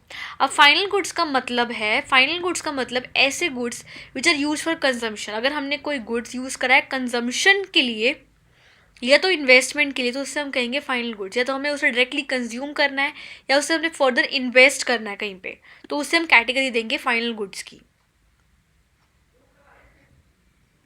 Final goods includes goods purchase by consumers. अगर कोई consumers ने goods purchase करे directly अपनी consumption के लिए, तो उसे हम कहेंगे फाइनल गुड्स। तो जैसे उसने मिल्क परचेज किया हाउस होल्ड से, तो ऑब्वियसली अपनी कंजम्पशन के लिए कर रहा है मिल्क कंज्यूम। तो जब मिल्क कंज्यूम उसने तो किया है, तो उससे हम कहेंगे फाइनल गुड्स की कैटेगरी में। और अगर कोई हाउस होल्ड से मिल्क परचेज किया है, इन्वेस्टमेंट अगर कोई उसने इन्वेस्टमेंट करी है किसी भी हाउस होल्ड ने, तो उससे हम कहेंगे मशीनरी। उसने मशीनरी परचेज करी है, इन्वेस्टमेंट करी है मशीनरी की ताकि उसे फर्दर इन्वेस्टमेंट होए, तो उससे हम कहेंगे फाइनल गुड्स की कैटेगरी में डाल देंगे। मतलब इसमें दो चीज़ें आ जाती हैं, या तो कंजम्पशन हुआ है या तो उसका फर्दर इन्वेस्टमेंट हुआ है। और इंटरमीडिएट गुड्स का मतलब होता है refers to the goods which are either use for resale or further production in the same year. अगर कोई ऐसे गुड्स जिसको हमने रीसेल के लिए ख़रीदा है या तो उसकी हमने फर्दर प्रोडक्शन करी है उसी सेम ईयर में, तो उससे हम कहेंगे क्या, इंटरमीडिएट गुड्स। लाइक अगर किसी ने गुड्स परचेज करे रीसेल के लिए, मिल्क उसने लिया डेयरी शॉप ने, उसको आगे रीसेल करना है, तो वो आ जाएगा इंटरमीडिएट गुड्स की कैटेगरी में। या उसने goods for production of milk, goods use for production of milk. अगर उसने कोई मिल्क लिया है स्वीट्स बनाने के लिए, उसको फर्दर प्रोड्यूस करना है, कुछ आगे उससे और चीज़ बनानी, तो उसे हम कहेंगे इंटरमीडिएट गुड्स। तो इसमें हम कहेंगे कि क्या कि उसकी फर्दर रीसेल होनी है या तो प्रोडक्शन होनी है। और फाइनल गुड्स में आ जाएगा या तो कंजम्पशन या तो इन्वेस्टमेंट। अब हम डिस्कस करेंगे प्रोडक्शन बाउंड्री का concept. The concept of production boundary is very significant to understand the difference between intermediate goods and final goods. The production boundary is like the line around the production centre as long the goods remain within the production boundary. The goods that are termed as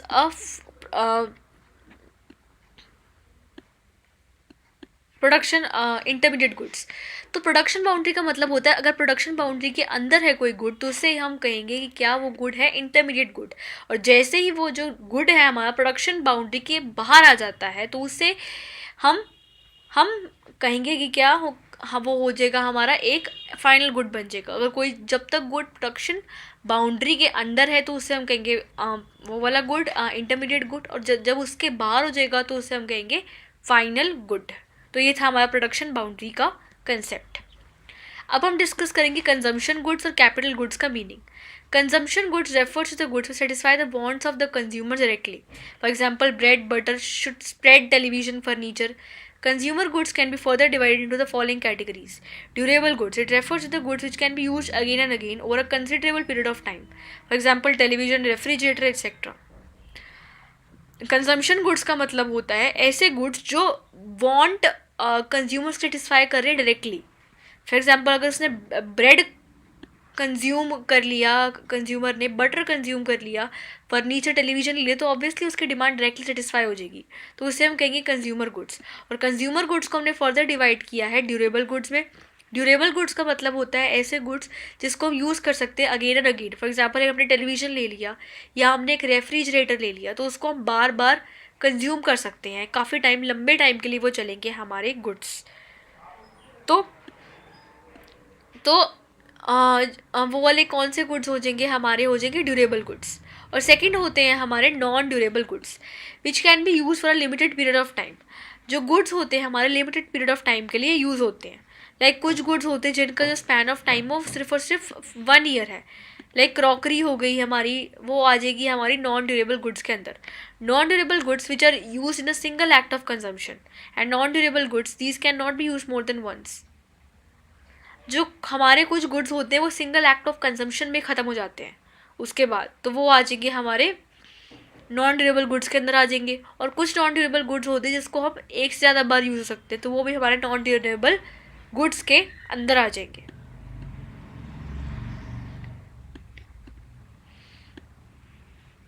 loose identity, कुछ goods होते हैं वो एक उसके बाद ही अपनी identity खो देते हैं। लाइक हमारा ब्रेड हो गया, मिल्क हो गया, बटर हो गया, उससे क्या होता है हम उसको एक बार कंज्यूम करेंगे और हमारी आइडेंटिटी, वो गुड्स होंगे वो ख़त्म हो जाएंगे, तो उसे हम कहेंगे नॉन ड्यूरेबल गुड्स। तो कुछ गुड्स होते हैं हमारे वो ड्यूरेबल होते हैं, कुछ नॉन ड्यूरेबल होते हैं, कुछ सेमी ड्यूरेबल होते हैं, और कुछ बिल्कुल भी ड्यूरेबल नहीं होते, और कुछ तो ड्यूरेबल होते ही नहीं, वो होते हैं हमारी सर्विसेज। सर्विसेज तो कभी गुड्स नहीं होते। सर्विसेज का मतलब होता है they are tangible services which can be seen और touched. Example services of teachers, doctors, जो टीचर्स होती हैं, जो डॉक्टर्स होते हैं, जो हमारे बैंकर्स होते हैं, वो क्या करते हैं, अपनी सर्विसेज प्रोवाइड करते हैं, रिटर्न में उनको कुछ अमाउंट मिलता है। तो जो सर्विसेज होती हैं वो कोई गुड तो हमें दे नहीं रहे। अगर कोई गुड नहीं दे रहे हमें, तो ऑब्वियसली वो क्या प्रोवाइड कर रहे हैं, सर्विसेज। तो सर्विसेज को हम सीन देख भी नहीं सकते, टच भी नहीं कर सकते, बट वो है हमारी एक सर्विसेज। ओके, तो ये था हमारा कंजम्पशन गुड्स का कंसेप्ट। तो इस स्लाइड में हमने कंजम्पशन गुड्स को पूरा का पूरा कंप्लीट कर लिया। अब हम डिस्कस करेंगे कैपिटल गुड्स का concept. Capital goods are those goods which help in the production of other goods and services. अगर कोई गुड हमें हेल्प कर रहा है दूसरे गुड्स की प्रोडक्शन सर्विसेज को बढ़ाने के लिए, तो वो आ जाएगा हमारा प्रोडक्शन गुड्स। लाइक अगर हमारी कोई मशीनरी है, for example plant machinery equipment, they are used in the future for productive purposes and have expected lifetime of several years. It will not use identity in the production process, it will not get much in the production process, the repairs or replacement over time is a duty appreciate afraid of time. तो इसमें क्या लिखा है, जो goods हमारी दूसरे goods and services की production को बढ़ाने में हेल्प करते हैं, लाइक गुड्स एंड सर्विसेज होते, कुछ हमारे कैपिटल गुड्स होते हैं हमारे, वो क्या करते हैं, लाइक मशीनरी होगी, वो दूसरे गुड्स एंड सर्विसेज की प्रोडक्शन को बढ़ाते हैं, राइट, बढ़ाते हैं गुड्स एंड सर्विसेज की कंजम्पशन को, तो वो आ जाएंगे हमारे कैपिटल गुड्स के अंदर। और उसकी जो लाइफ होती है बहुत टाइम के लिए चलते हैं, 5-4 ईयर्स के लिए भी चलती है हमारी मशीनरी, और उसकी आइडेंटिटी एक सिंगल एक्ट ऑफ कंजम्पशन के बाद भी ख़त्म नहीं हो जाएगी, वो काफ़ी लंबे टाइम तक यूज़ होती है हमारी मशीनरी। तो उसको हमने रिपेयर करवाना होता है, या उसको रिपेयर या रिप्लेस भी करवाना होता है बार बार, बट वो 1-2-3 साल में ख़त्म नहीं होती। वो हमने एक बार मशीन ली तो ऑब्वियसली वो बहुत इन्फिनिट 20-25 सालों के लिए चलेगी। वो रिप्लेसमेंट लेगी, रिपेयर मांगेगी, वो अलग बात है, बट चलेगी काफ़ी लंबे टाइम तक। तो जो हमारे गुड्स होते हैं वो दूसरे गुड्स एंड सर्विसेज की प्रोडक्शन को बढ़ाने में हेल्प करते हैं, लाइक मशीनरी, तो उसे हम कहेंगे कैपिटल गुड्स। अब हम डिस्कस करेंगे ग्रॉस इन्वेस्टमेंट, नेट इन्वेस्टमेंट और एप्रिसिएशन का meaning. Investment or capital formation refers to addition in the capital stock of the economy for simple construction of the building, for purchase of machinery. Addition to inventories of goods sector investment can be looked up in two forms. Investment growth. Total investment is net above capital stock of the economy in a given period is termed as gross investment. Net investment refers to the actual amount made in the capital stock of the economy in a given period is termed as net investment. Net investment is equal to gross investment minus depreciation. तो हमारा investment का मतलब होता है, इसमें हम discuss करेंगे investment का क्या मीनिंग होता है। इन्वेस्टमेंट और कैपिटल इन्वेस्टमेंट का मतलब होता है हमने कुछ ऐड किया है capital stock of the economy, कुछ हमने कैपिटल को, पूरी इकोनॉमी की कैपिटल को हमने बढ़ाने के लिए उसमें कुछ ऐड किया है, मतलब अपना अमाउंट जोड़ा है कुछ। जैसे हमने कोई कंस्ट्रक्शन करी बिल्डिंग की, तो बिल्डिंग की कंस्ट्रक्शन में हमारा क्या होगा, हमने कोई मशीनरी परचेज़ करी, तो ऑब्वियसली हमने उसकी इन्वेस्टमेंट करी, तो ऑब्वियसली हमने इकोनॉमी की एक कैपिटल को बढ़ाने की कोशिश करी और हमारा जीडीपी थोड़ा सा बढ़ा, तो उसे हम कहेंगे inventory investment. Inventory investment is a good sector investment, can be booked up in two forms. अगर हम इन्वेंट्री इन्वेस्टमेंट को देखेंगे तो 2 टाइप्स की हमारी इन्वेंट्री इन्वेस्टमेंट होती है। फर्स्ट होती है हमारी investment growth, investment made to the capital stock of the economy. First होती है हमारी investment, total investment to the capital stock of the economy. हमारी जो इन्वेस्टमेंट होती है वो 2 टाइप्स की होती है हमारी, एक होती है हमारी ग्रॉस इन्वेस्टमेंट और एक होती है हमारी नेट इन्वेस्टमेंट। ग्रॉस इन्वेस्टमेंट का मतलब होता है total investment made to the capital stock of the economy. अगर हमने कोई इन्वेस्टमेंट करी है capital stock of the economy की कैपिटल स्टॉक को बूस्ट करने के लिए, तो हो जाएगा हमारा capital stock of the economy, तो आ जाएगा ग्रॉस इन्वेस्टमेंट। और नेट इन्वेस्टमेंट का मतलब होता है हमने कोई एडिशन किया है capital stock of the economy को बढ़ाने के लिए, मतलब एडिशन तो दोनों में हो रहा है, ग्रॉस इन्वेस्टमेंट में भी और नेट इन्वेस्टमेंट में भी। बट नेट इन्वेस्टमेंट में क्या होता है हमारा, net investment is equal to gross investment. अगर हम ग्रॉस इन्वेस्टमेंट में से डेप्रिसिएशन माइनस कर देंगे तो वो आ जाएगा हमारा नेट इन्वेस्टमेंट का मतलब। एडिशन दोनों में हो रहा है, कैपिटल फॉर्मेशन दोनों में हो रही है, बट एक में डेप्रिसिएशन माइनस हो रहा है और एक में डेप्रिसिएशन ऐड हो रहा है। तो ये था इसका मीनिंग। अब डेप्रिसिएशन का क्या मीनिंग होता है, डेप्रिसिएशन का मतलब होता है fall in the value of asset. आप किसी मशीनरी को लेते हो, उसको आप यूज़ करते रहते हो बार बार, आपको मशीनरी खरीद के लाए 1 लाख की, अब उसे 5 साल बाद बेचने जाओगे, उसकी कितनी वैल्यू रह जाएगी, 30,000 40,000, उसकी वैल्यू 1 लाख क्यों नहीं रहती, जो उसका अमाउंट कम होता है उसे हम क्या कहते हैं, डेप्रिसिएशन। तो डेप्रिसिएशन का मतलब होता है fall in the value of asset. वो fall in the value of asset हो सकता है वियर एंड टीयर की वजह से, या तो उसकी बार बार यूज़ करने की वजह से, उसकी एब्सोलेंस की वजह से, या तो कोई और रीज़न की वजह से होता है, या तो टाइम के साथ साथ भी हो सकता है। जो डेप्रिसिएशन होता है उसके मेनली 3 रीजंस होते हैं। फर्स्ट होता है normal wear and tear, normally depreciation जो हर साल लगना है वो तो होता ही होता है। सेकंड है कि हम उसकी कंटिन्यूस यूज़ करे जा रहे हैं उस फिक्स्ड एसेट की, तो आ जाएगा हमारा डेप्रिसिएशन के अंदर। प्रोडक्शन प्रोसेस डिक्रीज और इन द वैल्यू ऑफ कैपेसिटी, तो टाइम के साथ साथ भी हमारी डेप्रिसिएशन लगती रहती है किसी अमाउंट की, तो उसे हम कहते हैं डेप्रिसिएशन का अमाउंट। जैसे कुछ नेचुरल फैक्टर्स होते हैं like rain and weather also contribute to the fall in the value of expected obsolescence, it is also decrease और एक्सपेक्टेड एब्सोलेंस। तो कुछ केसेस में क्या होता है कि with weather conditions like rain की वजह से, विंड की वजह से भी हमारी डेप्रिसिएशन लगती रहती है कुछ अमाउंट की, तो वो आ जाएगा हमारा इसका मीनिंग। अब हम डिस्कस करेंगे नेट इनडायरेक्ट टैक्स का क्या मतलब होता है। अब नेट इनडायरेक्ट टैक्स का मतलब होता है it refers to difference between indirect tax and subsidies. Indirect tax except for a tax which are imposed on the government and production and sale of goods and services, sales tax, excise duty, custom duty, etc. Some examples of indirect tax are indirect tax increases the price of the product in the market. For example, a cost of producing one set of speakers is rupees 500 and government leases sales tax rupees 10%. The price of speakers will increase to rupees 552 to indirect tax. अब net indirect tax का मतलब क्या होता है, अगर हम indirect tax में से सब्सिडीज को माइनस कर देंगे, इनडायरेक्ट टैक्स माइनस सब्सिडीज, तो आ जाएगा हमारा क्या, नेट इनडायरेक्ट टैक्स। अब इनडायरेक्ट टैक्स का मतलब क्या होता है और सब्सिडीज़ का क्या मीनिंग होता है, इसको हमने डिटेल में डिस्कस करना है।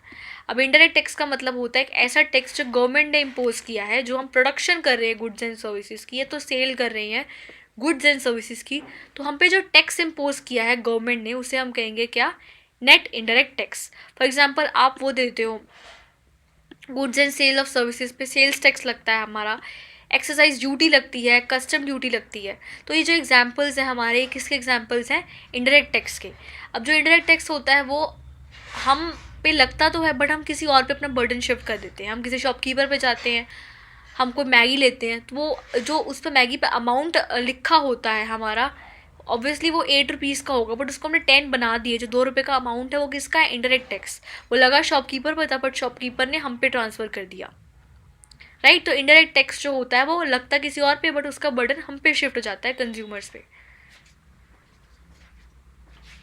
तो indirect tax increase the price of the product, इससे क्या होता है, जो प्रोडक्ट है उसका प्राइस इंक्रीज हो जाता है मार्केट में। फॉर एग्जांपल आप सेट ऑफ स्पीकर्स परचेज करने गए, उसका प्राइस था 500, बट उस शॉपकीपर ने हम पे टैक्स वो वाला अमाउंट लगा दिया, तो वो उसका अमाउंट जो हो गया 510 हो गया। वो जो 10 वाला अमाउंट है वो किसका अमाउंट है, नेट इनडायरेक्ट टैक्स का, इनडायरेक्ट टैक्स का अमाउंट है। अब सब्सिडीज़ का क्या मीनिंग होता है, subsidies refer to the financial assistance given by the government to an enterprise for production of a certain commodity.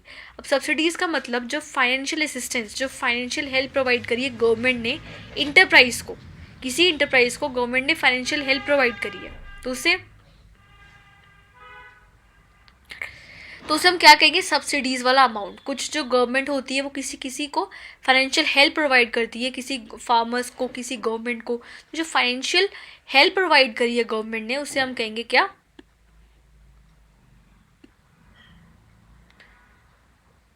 उसे हम कहेंगे क्या सब्सिडीज़ का अमाउंट। फॉर एग्जांपल जो सिलेंडर्स होते हैं वो सब्सिडाइज रेट पे कई बार मिलते हैं, गवर्नमेंट उस पर पैसा जो है वो देती है, हमें सब्सिडी प्रोवाइड करती है कि ये फ्री में ले लो। तो जो फ्री में अमाउंट दिया है वो होगी एडिशनल हेल्प, होगी फाइनेंशियल असिस्टेंस होगी, तो उसे हम कहेंगे सब्सिडीज। अब net factor income from abroad का क्या मीनिंग है? It refers the difference between factor income receive from rest of the world and factor income paid to the rest of the world. अब नेट फैक्टर इनकम अब्रॉड का meaning है factor income जो receive हुई है हमें rest of the world से, factor income received जो हमें रिसीव्ड उसको हम माइनस कर देंगे फैक्टर इनकम जो हमने दूसरे देशों को दी है, जो हमने दूसरे देशों से रिसीव करी है अपनी कंट्री में, माइनस जो हमने दूसरे देशों को दी है अपनी इनकम का, फैक्टर इनकम पेड।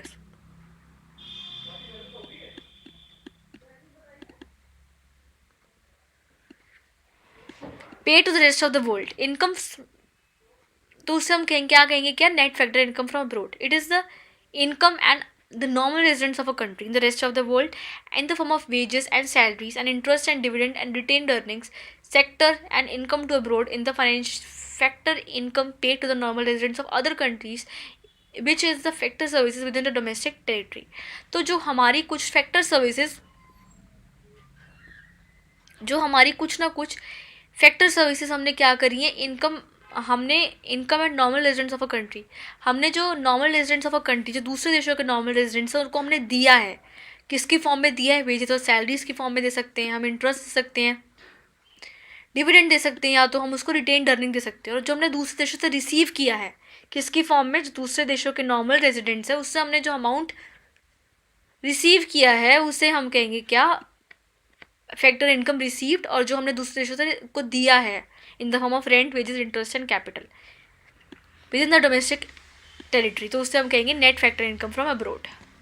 अब हम डिस्कस करेंगे जो हमारे 3 सबसे इंपॉर्टेंट मेथड्स है, इसका जो सबसे इंपॉर्टेंट जो कंसेप्ट है हमारे नेशनल इनकम का, इसके बेसिस पे आपके न्यूमेरिकल्स आएंगे। जो 3 मेथड्स हैं, वैल्यू एडेड इनकम और कौन सा मेथड है, एक्सपेंडिचर, इसके बेसिस पे आपके न्यूमेरिकल्स बनते हैं, थ्योरी बनती है।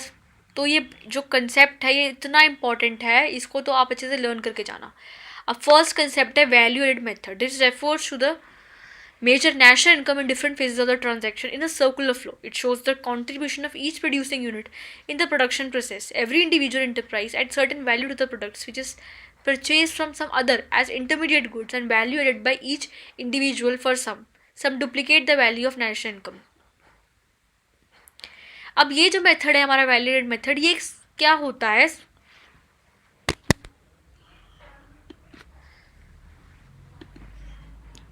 अब इस मेथड में क्या होता है हमारा, this method is used to measure national income in different phases. हमारे जो डिफरेंट फेजेस होते हैं हमारे, उसमें क्या क्या होता है, हर एक फेज़ में एक प्रोडक्शन ऐड होती रहती है, कुछ ना कुछ वैल्यू ऐड होती है। तो जितनी भी हमारी वैल्यू ऐड हुई है उसको हम सम टोटल कर देते हैं हमारी वैल्यू एड मेथड को अकॉर्डिंग, इसको मेजर करने के लिए। It shows the contribution of each producing unit. इससे पता चलता है कि जो हर एक प्रोड्यूसिंग यूनिट है, ये प्रोड्यूसिंग यूनिट है, ये है और ये है, इसने हर एक प्रोडक्शन यूनिट पे क्या क्या प्रोड्यूस किया अमाउंट। तो इससे इंडिविजुअल इंटरप्राइज का पता चलता है। तो एक इंडिविजुअल इंटरप्राइज क्या क्या अपना अमाउंट ऐड कर रहा है हर एक प्रोडक्शन प्रोसेस में, हर एक इंडिविजुअल स्टेप में जो भी प्रोड्यूसिंग इंटरप्राइज है वो हमारा क्या क्या अमाउंट ऐड कर रहा है, तो आ जाएगा हमारा वैल्यू एडेड मेथड के अंदर। which is purchased from some time, it is known as intermediate goods, which is purchased from some time form known as intermediate goods and value added by each individual from me some duplicate the value of national income। तो इससे पता चलती है हमारी value of national income आ जाती है। अगर हम सारी की सारी मेथड्स का हम वैल्यू ऐड कर देंगे, जितने भी मेथड्स ने हमारा वैल्यू एड मेजर किया हर एक स्टेप का, उसको हम ऐड कर देंगे तो आ जाएगा हमारा वैल्यू एडेड का नेशनल इनकम आ जाएगी वैल्यू एडेड मेथड से। अब वैल्यू एडेड का क्या मीनिंग होता है, value added refers to the addition to the value of raw materials by the firm with the virtue of its production activities. It is a contribution of an enterprise to the current flow of goods and services. It is calculated as a difference between value of output minus intermediate consumption. Value added का मतलब होता है जितने भी हमारे raw materials raw materials हैं उसने क्या क्या कंट्रीब्यूट किया, it refers to the addition of the value of raw materials. Raw materials ने क्या क्या हमारी एडिशन करी है, रॉ मटेरियल्स ने क्या क्या एडिशन उसकी हुई है वैल्यू में, जो फर्म्स हैं उसके जो रॉ मटेरियल्स बना रही हैं उसमें क्या क्या एडिशन हुई है प्रोडक्शन एक्टिविटीज़ के द्वारा। तो it is contribution of the enterprise से पता चलेगा कि जो इंटरप्राइज है उसने क्या कंट्रीब्यूट किया है हमारी जो करंट फ्लो है गुड्स एंड सर्विसेज में, उसने क्या क्या कंट्रीब्यूट किया है हमारी उस फर्म ने। तो वैल्यू एड को हम कैलकुलेट करते हैं वैल्यू ऑफ आउटपुट में से इंटरमीडिएट कंजम्पशन माइनस करके। अगर हम वैल्यू ऑफ आउटपुट में से इंटरमीडिएट कंजम्पशन को माइनस कर देंगे तो आ जाएगा हमारा value of added. Value add हमें यही बताता है कि हमारा क्या क्या आया, हमने कितने हर एक स्टेप पे क्या क्या अपना हमने अमाउंट ऐड किया और उससे हमें क्या क्या फ़ायदा हुआ, प्रोडक्शन एक्टिविटी क्या क्या हुई और कंट्रीब्यूशन कितना हुआ current flow of goods and services में। तो इसका फॉर्मूला होता है value of output minus IC। Intermediate consumption का मीनिंग तो हम समझ चुके हैं कि जो गुड्स हमारे रीसेल के लिए यूज़ होते हैं या तो हमने और प्रोडक्शन के लिए अब सामान खरीदा है तो आ जाएगा हमारा इंटरमीडिएट कंजम्पशन के अंडर। और वैल्यू ऑफ आउटपुट का हम मीनिंग समझते हैं इसमें। अब हम डिस्कस करेंगे sample and concept of value added. जो हमने वैल्यू एड का मतलब है उसमें हम डिस्कस करेंगे कि वैल्यू एड का एक्चुअल मीनिंग क्या है एक एग्जाम्पल के through. Suppose a baker needs only flour to produce milk, he purchase what is output for ₹500 for मिलन, then buy virtual process production activities convert the flour into bread and sell the bread for ₹780। तो इसमें क्या किया, एक baker ने वो बनाना है, baker को एक बिस्किट बनाना है। तो बिस्किट बनाने के लिए उसने क्या किया, उसने इनपुट खरीदा है। इनपुट क्या होगा उस बेकर के लिए, उसने आटा खरीदा है। आटा किससे खरीदा है, मिलर से। जो मिलर होता है जो आटा बनाता है, राइट। तो एक मिलर से क्या करा है बेकर ने, जो आप बेकरी पे जाते हो अपने आसपास लोग वो क्या करते हैं, एक मिलर से आटा ले लिया उसने, उस बेकर ने। वो आटा कितने का लिया, ₹500 का उसने आटा ले लिया। बट उसने उस फ्लोर को, जो उसने आटा लिया था उसको उसने ब्रेड में कन्वर्ट कर दिया। जो हमारी कुकीज़ होती हैं वो पहले ब्रेड में कन्वर्ट होती हैं, तो उसने वो फ्लोर को ब्रेड में कन्वर्ट कर दिया। अब उस ब्रेड की वैल्यू थी 780। ओके, तो 780 पे उसने उसको कन्वर्ट कर दिया, 700 में उसने उसको कन्वर्ट कर दिया। ओके, तो और 700 में जो उसने ब्रेड को कन्वर्ट किया वो अपने कंज्यूमर्स को बेच रहा है, जो उस पर ख़रीदने आ रहे हैं तो वो 700 का बेच रहा है। बट उसने वो ख़रीदा था मिलर से किस पे, 500 पे उसने आटा ख़रीदा था, उसने उसको प्रोसेसिंग करी तो वो 700 का उसने कन्वर्ट कर दिया। तो जो हमारा इनपुट है, मतलब जो हमारी 500 की वैल्यू है, it is the value of intermediate consumption. जो 500 जो हमारी वैल्यू है उससे हम कहेंगे वैल्यू ऑफ इंटरमीडिएट कंजम्पशन। और जो हमने उस पर ऐड किया है ₹200 वो आ जाएगा हमारा वैल्यू एड का मेथड। तो जो फूड इज़ द इनपुट, हमारा इनपुट है, तो उसकी वैल्यू थी हमारी 500, बट हमने प्रोडक्शन कर करके वैल्यू उसकी बढ़ा ली 700 तक। तो 700 जो हमारा है वो हो जाएगा value of output. Value of output है हमारा 700, उसमें से माइनस कर देंगे इंटरमीडिएट कंजम्पशन। इंटरमीडिएट कंजम्पशन हो जाएगा आपका क्या, it is termed as value added, it means the baker has added only ₹200, जो value of output minus IC intermediate consumption. अब इंटरमीडिएट कंजम्पशन इसमें क्या हो जाएगी, 500 की हमारी वैल्यू बन गई आउटपुट की 700, बट उसमें से इंटरमीडिएट कंजम्पशन हो गया हमारा 500। तो वैल्यू ऑफ आउटपुट आ जाएगी हमारी 200। 200 का मतलब जो हमारा बेकर है उसने 200 रुपये अपने ऐड कर लिए अपनी जेब में, तो उसने अपने हर एक स्टेप पे 200 रुपये उसने ऐड कर लिए। तो ऐसे ही चलता है हमारा नेशनल इनकम का concept. It is an economic value, it is producing enterprise, it is the gross value added. तो जो हमारी वैल्यू इससे हमारी जो निकलती है, हम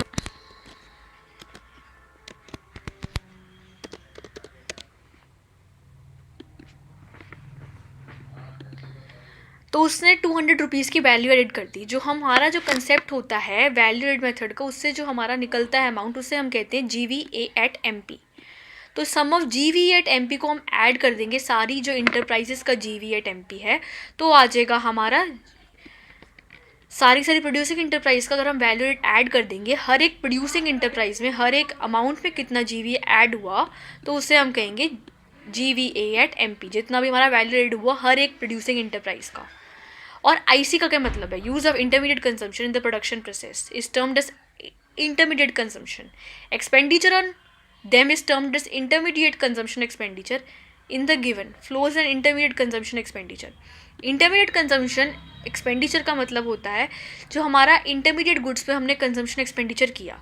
इंटरमीडिएट गुड्स का मतलब होता है वो वाले गुड्स जो हमने रीसेल के लिए परचेज़ की या तो हमने उसकी फर्दर प्रोडक्शन करनी है, तो हमने जो एक्सपेंडिचर किया है इंटरमीडिएट गुड्स के, तो उसे हम कहेंगे इंटरमीडिएट कंजम्पशन एक्सपेंडिचर। जैसे हमारा इस एग्जांपल में हमारा जो बेकर वाला जो था उसने इंटरमीडिएट कंजम्पशन किया था 500 का, और उसने जो फर्दर प्रोसेसिंग की थी वो थी उसकी वैल्यू एडेड, तो 500 का अमाउंट था हमारा इंटरमीडिएट कंजम्पशन का अमाउंट। अब हम स्टेप्स डिस्कस करेंगे वैल्यू एडेड मेथड के। फर्स्ट स्टेप है identify and classify the production units. The first step is to classify all the producing enterprise of the economy into primary sector. जितने भी हमारी producing enterprises हैं, हमारे first step है कि उसको हमने आइडेंटिफाई करना है। किसमें? प्राइमरी में हमने उसको आइडेंटिफाई करना है, सेकेंडरी में हमने उसको आइडेंटिफाई करना है, और टर्शरी में हमने उसको डिवाइड कर देना है। हमने सारे के सारे फैक्टर्स को, प्रोड्यूसिंग इंटरप्राइजेस को हमने डिवाइड कर दिया प्राइमरी, सेकेंडरी और टर्शरी में। ओके, डिवाइड करने के बाद estimate gross domestic product of the market price, हमने हर एक सेक्टर का GVA एट MP निकाल दिया। अब सारे GVA एट MP को अगर हम ऐड कर देंगे, इस प्राइमरी सेक्टर की GVA एट MP को हमने निकाल दिया GVA एट MP, और इसकी हमने GVA एट MP निकाल दी, तो आ जाएगा हमारा क्या? GDP at MP। तो ये होता है हमारा इसका मतलब GVA at market price of each sector. Calculate the sum total of GVA at MP of all sectors. Give GDP at MP. Calculate domestic income by subtracting the amount of depreciation, and in its text form GDP at MP we get domestic income. It is equal to GDP at MP minus depreciation minus net indirect taxes. तो हमने क्या निकालना है? Indirect हमारे national income chapter में हमने GDP at MP निकालना है। हमें इससे आया है GVA at MP। हमने सारी प्राइमरी सेक्टर की GVA at MP को ऐड कर दिया, सेकेंडरी सेक्टर की GVA at MP को ऐड कर दिया, और टर्शरी सेक्टर की GVA at MP को ऐड कर दिया। तो सारी GVA at MP को ऐड करने के बाद हमारी जो हमारा अमाउंट रिसीव हुआ है वो हो जाएगा हमारा GDP at MP। तो उसमें से अगर हम सब्ट्रैक्ट कर देंगे डेप्रिसिएशन का अमाउंट, और हम सब्ट्रैक्ट कर देंगे उसमें से नेट इनडायरेक्ट टैक्स का अमाउंट, तो हमारा आ जाएगा GDP at MP। ओके, तो हो जाएगा हमारा GDP at MP, और हमें निकालना भी हमें GDP at MP था। तो ये था हमारा वैल्यू एडिड मेथड। बट हर एक मेथड की कुछ ना कुछ हमें प्रिकॉशंस लेके चलनी है। इस मेथड की हमारी प्रिकॉशंस हैं, the following precautions must be taken while calculating this method. Intermediate goods are not to be included in the national income. First है कि हमारी जो इंटरमीडिएट गुड्स हैं हमने नेशनल इनकम में लेके नहीं चलनी है। इसका फॉर्मूला ही यही है कि value of goods minus intermediate consumption. तो जो इंटरमीडिएट कंजम्पशन है हमने माइनस लेके चलनी है। इंटरमीडिएट कंजम्पशन हमने इसलिए नहीं लेनी क्योंकि इंटरमीडिएट कंजम्पशन हमारे फाइनल गुड्स पे ऑलरेडी इंक्लूडेड है। अगर हम उसको दोबारा लेंगे तो ऑब्वियसली वो डबल काउंटिंग के अंदर आ जाएगी। It is goods are already included in the value of final goods. If they're included again, it will be a double counting sale and purchase of second hand goods. It is not included as if they were included in the year in they were produced and do not add to the current flow of goods and services. तो जो हमारी intermediate goods हैं वो कुछ contribute नहीं कर रही current flow of goods and services के लिए, और उससे हमारा कुछ भी हमारे से कोई फर्दर प्रोडक्शन नहीं हो रही, और हमारी जो हमारी इंटरमीडिएट कंजम्पशन है उसकी वैल्यू हमारी फाइनल गुड्स पे ऑलरेडी इंक्लूडेड है। अगर हम उसको दोबारा इंक्लूड कर देंगे तो वो एक डबल काउंटिंग की प्रॉब्लम को अराइज कर देगा, जो हम डबल काउंटिंग के बारे में हम नेक्स्ट उसमें पढ़ेंगे। And don't add to the current flow, तो करंट फ्लो भी ऐड नहीं हो रहा। और ब्रोकेज, अगर हमें कोई brokerage on the sale and purchase of goods will be considered national income, it is a product और service production of goods for self consumption and not included. Services like services of a household, kitchen, gardening are not included in national income since it is difficult to measure the market value of the services produced and consumed at home and never enter the market. An item do not make transactions. But जो हमारी जो services होती हैं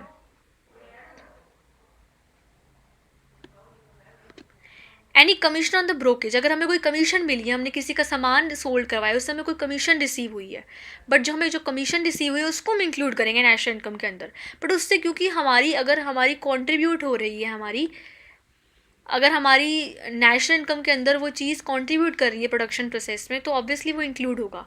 but जो services होती हैं, like housewife की service हो गई, किचन की सर्विस हो गई, गार्डनिंग की सर्विस होगी, उससे हमारी मार्केट वैल्यू उसको मेजर नहीं कर सकते और उससे कोई हमारा ऐड नहीं हो रहा output given flow of goods and services के अंदर, तो उसको हमारी मार्केट वैल्यू निकालना बहुत मुश्किल है उसका, राइट। तो मार्केट वैल्यू निकालना काफ़ी डिफ़िकल्ट है उसका, और वो कभी मार्केट प्लेस में एंटर भी नहीं होती। हमारी जो किचन की सर्विसेज हैं, गार्डनिंग, और जो हमारी मम्मा खाना घर पे बनाती हैं, वो कोई उसकी मार्केट वैल्यू मेजर नहीं कर सकती क्योंकि हम उनको कोई अमाउंट पे नहीं करते उसका, तो उसको हम इंक्लूड नहीं करेंगे। तो उसकी कुछ ये प्रिकॉशंस हैं हमारी वैल्यू एडेड मेथड की। अब हमारी कुछ नेक्स्ट जो हमारी प्रिकॉशंस हैं वो ये हैं। Production of goods for self consumption will be included in the national income as accountable to the current output. The value and estimate of improved as do not get sold in the market. Imputed value of the owner occupied houses should not be included for people who live in these houses. अगर हमने production of goods for self consumption, अगर हमने self consumption के लिए कोई goods बनाए हैं, वो इंक्लूड होगा नेशनल इनकम में as accountable to the current output, क्योंकि वो अकाउंटेबल हैं, हमारी करंट सर्विसेज पे कुछ कॉन्ट्रीब्यूट कर रहे हैं. Value of the estimate of the improved as not sold in the market, but उसको हम मार्केट में सोल्व नहीं कर रहे हैं, तो ऑब्वियसली वो इंक्लूड होगा हमारा नेशनल इनकम के अंदर. और हमारी अगर कोई इम्प्यूटेड वैल्यू है, imputed value of owner occupied houses should be included, और people who live in their own house do not pay any rent, but they enjoy the services limited to the people who stay in rented houses. There are the values as houses, services estimated according to the market rate of recommendation. Picture of estimated rent is known as important change in the stock of goods shall be included. तो हमारा क्या हो रहा है, imputed value of owner है. अगर हमारी कोई imputed value है ओनर की, अगर हमारी इम्प्यूटेड वैल्यू है, जो हमारे किसी के खुद के हाउसेस हैं बट वो किसी का रेंट और पे नहीं कर रहे हैं, बट वो भी उसी घर में रह रहे हैं, वो भी वैसा घर होगा, और जो रेंट पे कर रहे हैं वो भी वैसा घर होगा, तो जो इम्प्यूटेड वैल्यू ऑफ रेंट है वो भी इंक्लूड होनी चाहिए नेशनल इनकम के अंदर, क्योंकि वो कॉन्ट्रीब्यूट कर रही है हमारी production of goods and services के अंदर. और कोई भी चीज़ अगर कॉन्ट्रीब्यूट कर रही है, कॉन्ट्रीब्यूशन कर रही है गुड्स एंड सर्विसेज के अंदर, तो ऑब्वियसली वो इंक्लूड होगा गुड्स उसके अंदर, जीडीपी के अंदर, नेशनल इनकम के अंदर, राइट. तो ये भी इसकी एक प्रिकॉशन है. Services estimate according to the market rate of recommendation. और जो stock of goods included net increase in the stock of inventories, जो हमारा इंक्रीज हो, अगर हमने कोई इन्वेंट्री ली थी उसमें सडन से इंक्रीज हो गया, तो वो हमारा अनइंटेंशनल इंक्रीज है, बट वो भी नेशनल इनकम में इंक्लूड होगा, क्योंकि वो पार्ट है हमारी कैपिटल फॉर्मेशन का, तो वो होगा हमारा इंक्लूड नेशनल इनकम के अंदर. अब हम डिस्कस करेंगे डबल काउंटिंग की प्रॉब्लम कैसे राइज हो सकती है. हमने डिस्कस किया कि हम इंटरमीडिएट गुड्स को फाइनल गुड्स के अंदर इसलिए इंक्लूड नहीं करते क्योंकि हम उसको 2 बार इंक्लूड करेंगे तो डबल काउंटिंग की प्रॉब्लम अराइज होगी, राइट. बट डबल काउंटिंग की प्रॉब्लम होती क्या है? It measures the national income, the value of in measuring the national income the value of only final goods and services to be included. However, the problem of double counting arises when the value of intermediate goods are also included alongside with the value of final goods. Double counting of accounting and output more than once will pass into a series of production. Let us understand this example. Okay, अगर हम national income को major कर रहे हैं तो सिर्फ और सिर्फ फाइनल गुड्स की वैल्यू मेजर होगी, बट कई बार क्या होता है, फाइनल गुड्स की जगह हम इंटरमीडिएट गुड्स की वैल्यू को मेजर कर लेते हैं. हम इंटरमीडिएट गुड्स की वैल्यू को मेजर करते हैं और फाइनल की तो करते ही करते हैं, तो उससे क्या हो जाती है, हमारी डबल काउंटिंग की प्रॉब्लम अराइज हो जाती है. बट जो हमारे गुड्स हैं वो तो फाइनल मेजर होने चाहिए, बट हम इंटरमीडिएट को भी साथ साथ मेजर कर लेते हैं, तो 2 बार हमारी जो अमाउंट है वो इंक्लूड हो जाती है और हमारी डबल काउंटिंग की प्रॉब्लम अराइज हो जाती है. हम एग्जाम्पल के थ्रू समझते हैं.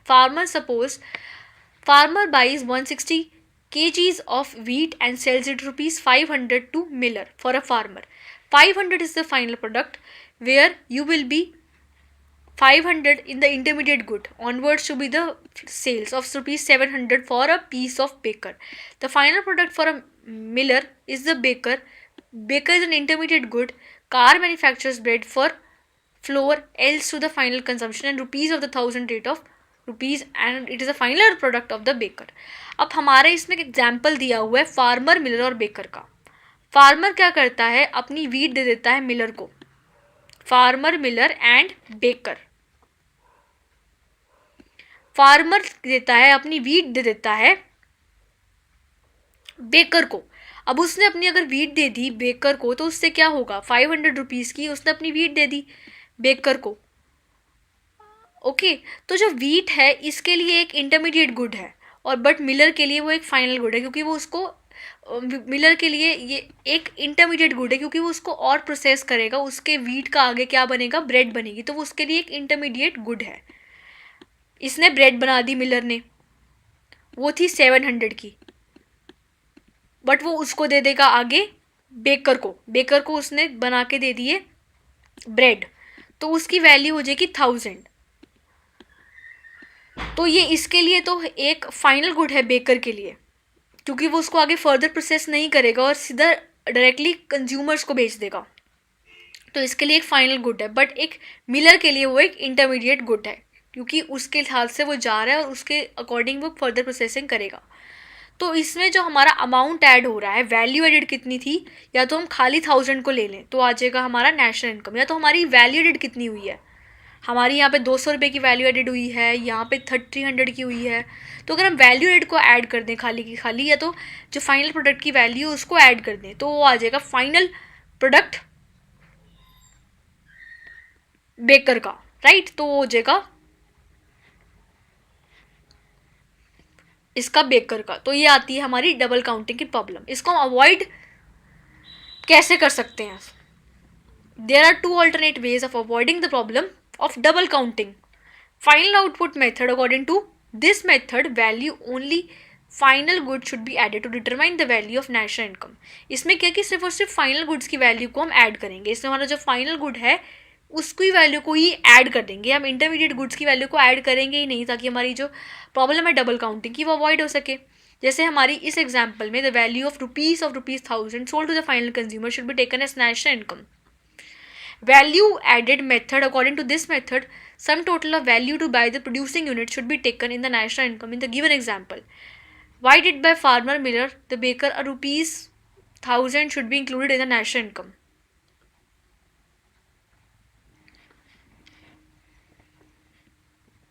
तो हमारी इसमें क्या होता है, सिर्फ और सिर्फ फाइनल गुड्स की वैल्यू को हम इंक्लूड करेंगे मेजर करने के लिए, ना कि इंटरमीडिएट गुड्स की वैल्यू को. लाइक एक एग्जाम्पल में हमने 1000 रुपीज़ का हमारा फाइनल गुड्स था, हमने उसको बेच दिया 1000 रुपीज़ का कंज्यूमर्स को. अब 1000 रुपीज़ का अगर हमने कंज्यूमर्स को बेचा है तो उसकी वैल्यू को हम डायरेक्टली ऐड करेंगे. तो ये था हमारा फर्स्ट मेजर कि फाइनल गुड्स की वैल्यू को ऐड हो जाता है. और सेकंड है कि हम सिर्फ और सिर्फ value added to by the producing units, जो हमने वैल्यू एडेड करी है सिर्फ और सिर्फ उसको मेजर करेंगे नेशनल इनकम में. इन the given example, when did by farmer, miller and baker rupees 1000, जैसे हमने जो वैल्यू एडेड करी है 500 से 1000, 300 200 की यहाँ पे वैल्यू हो गई, 1000 से 700 जो था 300 की होगी. तो सिर्फ और सिर्फ हम वैल्यू एडेड को ऐड करेंगे तो आ जाएगी हमारी इसका डबल काउंटिंग की प्रॉब्लम हो जाएगी हमारी अवॉइड. अब नेक्स्ट है हमारा इनकम मेथड. वैल्यू एडेड हमने कंप्लीट कर लिया, अब हो जाएगा हमारा income method. Income method measures national income from the perspective of factor income. Under this method, income received by whole of the country for the product and services during a given year is added up to obtain the national income. According to this method, all the incomes and approve of the factors of production. By the way, it is the measure of national income. अब income method में क्या है, जितने भी लोगों को income receive होती है जहाँ मर्जी से उसको हम ऐड कर देंगे. या तो फैक्टर इनकम से रिसीव होनी चाहिए और अपनी सर्विसेज प्रोवाइड कर रहे हैं, या तो गुड्स प्रोवाइड कर रहे हैं, तो उसको हम अगर ऐड कर देंगे तो हो जाएगी हमारी इनकम मेथड का मतलब. जितने भी सर्विसेज प्रोवाइड करके लोगों को इनकम रिसीव हुई है उसको नेशनल इनकम में ऐड कर देंगे और अपनी फैक्टर्स ऑफ प्रोडक्शन की इनकम को ऐड कर देंगे, तो आ जाएगा हमारा नेशनल इनकम से जीडीपी एट एमपी. अब कॉम्पोनेंट्स क्या क्या होते हैं हमारे फैक्टर इनकम के. फर्स्ट है हमारा compensation of employees. Compensation of employees refers to the amount pay to the employees For renting productive services, it includes all the payments and benefits which the employers receive directly and indirectly. For the employer, compensation of employees consists of three elements, which is cash. It includes only monetary benefits like wages, salaries, dearness allowances, commissions, which is in the salaries. अब compensation of employees का मतलब जो amount मिला है employees को, उन्होंने कुछ service दी, तो जो amount हमने उनको provide किया उसको हम कहेंगे compensation of employees में. इसमें तीन चीज़ें आ जाएंगी. इसमें जो amount employer ने दिया है employees को अपनी services के लिए. अब फर्स्ट अमाउंट है हर जगह हमारा कैश. वेजेस एंड सर्विस अगर कैश में प्रोवाइड किए हैं, अगर कैश में प्रोवाइड किए हैं तो आ जाएगा हमारा wages and salaries and cash के अंडर. लाइक उनको वेजेस प्रोवाइड किए हैं, सैलरीज प्रोवाइड की हैं, बोनस दिया है, डीएनएस अलाउंसेस दिया है या कमीशन दिया है, ये सारी की सारी सर्विसेज जो एम्प्लॉयर एम्प्लॉय को प्रोवाइड करता है वो कैश में है, तो वो आ जाएगा एम्प्लॉयर्स इन कैश के under.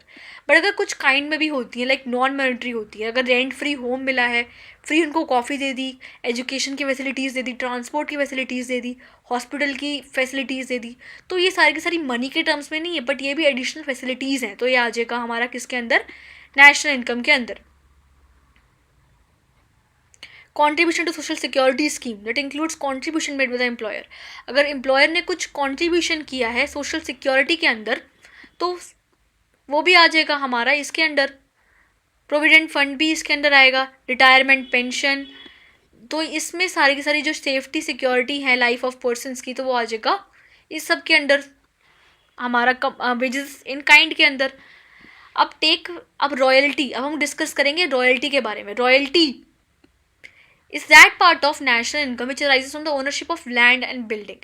Rental income includes both actual rent and important of the owner occupied houses calculate the basis of market rent.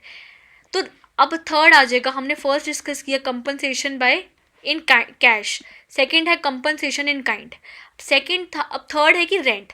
अब रेंट हो सकता है हमारा या तो हमारी खुद की ओनरशिप है लैंड की, या तो हमारी इम्प्यूटेड ओनरशिप है, या तो हमने खुद की ओनरशिप है या हमने किसी को रेंट पे दिया है अमाउंट. अब actual rent is less important of the owner. Occupied houses calculate the basis of market value.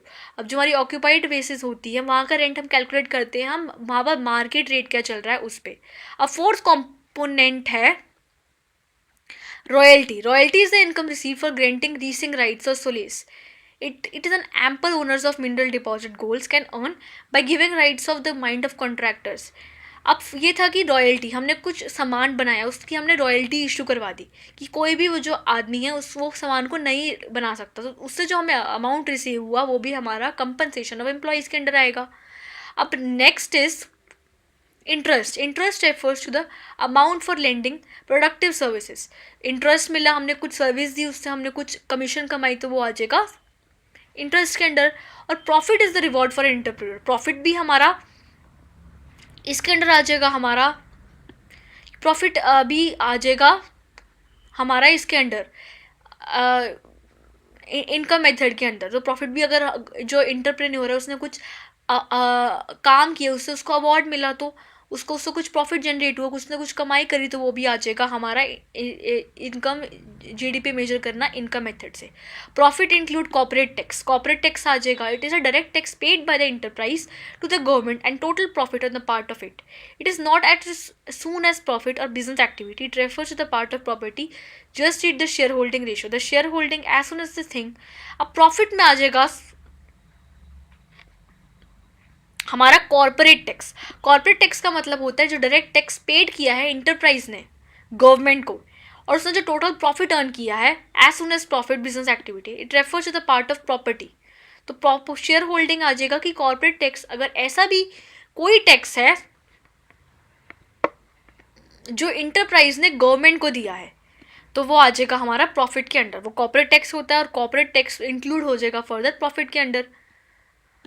Which is operates, did not notice, it refers to the part of profit which is kept as reserve to meet unexpected contingencies. अब कुछ होता है जिसको हम reserve की तरह रख लेते हैं, उसकी हमने कंटिजेंसीज मीट करने के लिए, उससे हम कहते हैं अनडिस्ट्रीब्यूटेड प्रॉफिट्स या हमारे रिजर्व्स, वो भी हमारे प्रॉफिट्स के अंडर आएंगे. It refers to the servings of private sector. Reserve and surplus भी इसके अंदर आएंगे. तो प्रॉफिट में सारी सारी चीज़ें आ जाएंगी, corporate tax, undistributed profits, reserve and surplus. अब नेक्स्ट हमारा कॉम्पोनेंट है mixed income. What is mixed income? It is the sum on account of workers like retail workers, small shopkeepers, etc. It is the term used for the income that is the elements of more than one type of factor income. Mixed income arises in the productive services of self-employed persons whose income includes rent, wages, enterprise, and these elements cannot be separated from each other. अब mix income का मतलब होता है जो shopkeepers होते हैं, retailers होते हैं, उन्होंने जो इनकम कमाई अपने फैक्टर इनकम को दे के या अपनी सर्विसेज को दे के कुछ इनकम कमाई डिफरेंट सोर्सेज से, तो उससे हम कहेंगे मिक्स्ड इनकम के अंदर. लाइक आ जाएगा हमारा वेजेस कमाए, रेंट कमाए, इंटरेस्ट कमाए या प्रॉफिट कमाए. उसको हम सेपरेट नहीं कर सकते और वो काफ़ी सारे सोर्सेज से भी जनरेट की जा सकती है. लाइक टीचर है, अपनी सर्विसेज प्रोवाइड कर रहा है, तो वो मिक्स्ड इनकम के अंडर आएगा. अब हमारे स्टेप्स कौन कौन से हैं हमारे इनकम मेथड के? Identify and classify the production units and all the producing enterprises and categorize into primary, secondary and tertiary sectors. अब हमने क्या करना है, जो सारे प्रोडक्शन यूनिट्स है उसको क्लासीफाई कर देना है प्राइमरी, सेकेंडरी और टर्शरी के अंडर. तो उससे हमारी आ जाएगी फैक्टर इनकम आ जाएगी. Check the factor income paid by each sector, classified the following into compensation of employees into dollar, profit, mixed income. Calculate the mistake in the income for all the sectors are some duplicates. Calculate NDP at FC. It is equal to compensation of employees plus interest plus profit plus mixed income. It is net factor income from abroad to arrive at national income. तो हमारी को हमने सारी producing unit से जो सामान कमाया उसको हम क्लासीफाई कर देंगे primary, secondary and tertiary sectors में. अब उसको हम कंपनसेशन ऑफ एम्प्लॉयज़ में बांट देंगे. कुछ हमारा आ जाएगा मिक्स्ड इनकम के अंडर, कुछ आ जाएगा डोमेस्टिक इनकम के अंदर. तो कंपनसेशन ऑफ एम्प्लॉयज़ प्लस हमारा जो मिक्स्ड इनकम है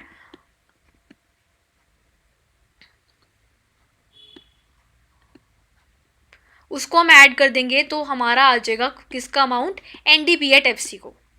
एनडीपी एट एफसी को अगर हम प्रॉफिट ऐड कर देंगे उसमें, और उसको हम ऐड कर देंगे net factor income from abroad, तो आ जाएगी हमारी एनडीपी एट हमारी आ जाएगी नेशनल इनकम. ओके, तो इन सब चीज़ों से आएगी हमारी एनडीपी एट एफसी. उसमें से हम ऐड कर देंगे नेशनल इनकम, हम ऐड कर देंगे net factor income from abroad, तो आ जाएगी हमारी national income, that is NNP at FC. अब हम डिस्कस करेंगे कुछ प्रिकॉशंस होती हैं हमारी इनकम मेथड की. Transfer income are not included in the national income because such ships are not connected to the productive activity. अगर कुछ ट्रांसफर इनकम होगी है तो उसको हम नेशनल इनकम के अंडर इंक्लूड नहीं करेंगे, क्योंकि वो वन साइड इनकम्स होती हैं, उससे कोई हमारी प्रोडक्टिव एक्टिविटी नहीं जनरेट हो रही, तो वो हमारी इसके अंडर नहीं आएगी. There is no value addition, हमारी कोई वैल्यू एडिशन नहीं हो रही. Income from the sale of second hand goods will not be included in the national income as the original sale is already been included. अगर कोई second hand goods की sale हो रही है उसको हम इंक्लूड नहीं करेंगे, क्योंकि जब हमने फर्स्ट टाइम खरीदी थी तो उसको हमने ऑलरेडी इंक्लूड कर दिया था नेशनल इनकम में. तो सेकेंड हैंड दोबारा करेंगे तो वो डबल काउंटिंग हो जाएगी. अब income from the sale of shares, bond, debentures will be included in the national, which will included in the transactions. It do not contribute to the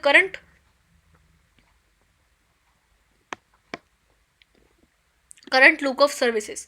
अगर कोई शेयर्स, बॉन्ड्स, डिबेंचर्स से हमने कोई amount receive किया है तो उससे हमारा कंट्रीब्यूट हो रहा है current flow of goods and services का, तो हमारी वो इंक्लूड होगी नेशनल इनकम के under.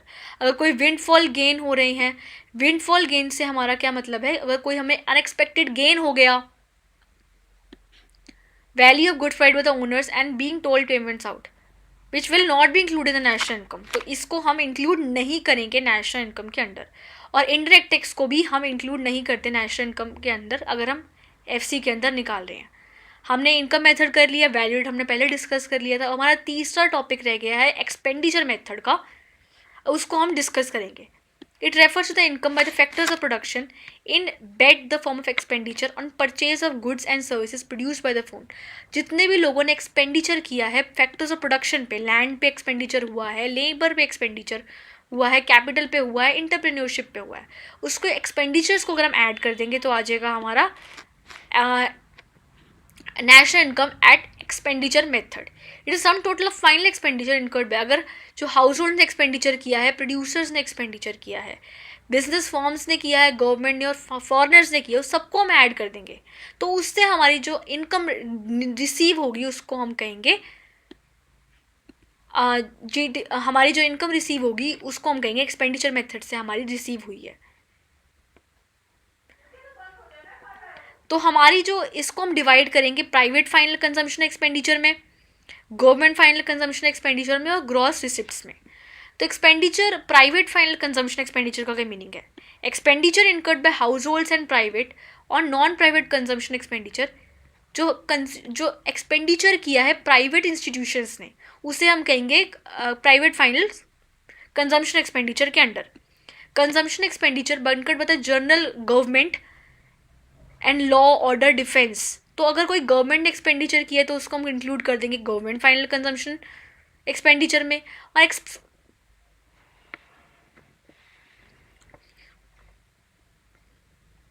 Expenditure income on acquiring goods और for investment by the producting units, अगर कोई इन्वेस्टमेंट हुआ है ग्रॉस फाइनल कोई गुड्स को एक्वायर करने में, उसको इन्वेस्ट करने में फर्दर, तो हो जाएगा हमारा किस में? गवर्नमेंट फाइनल कंजम्पशन एक्सपेंडिचर के अंडर। और कुछ होता है हमारा expenditure business fixed gross residential investment, उसको हम पब्लिक इन्वेस्टमेंट की तरह ही कहते हैं, या तो हमारा जो फिजिकल चेंज हुआ है रॉ मटेरियल्स का उसमें। तो हमारे जो कॉम्पोनेंट्स है वो हो जाएंगे private final consumption, government final consumption, gross domestic capital formation. Gross domestic capital formation के अंदर आ जाएगा gross domestic business capital formation plus change in exports. Change in exports में आ जाएगा exports minus imports. Net exports का मतलब यही होता है कि जो एक्सपोर्ट्स और इम्पोर्ट्स में डिफरेंस है।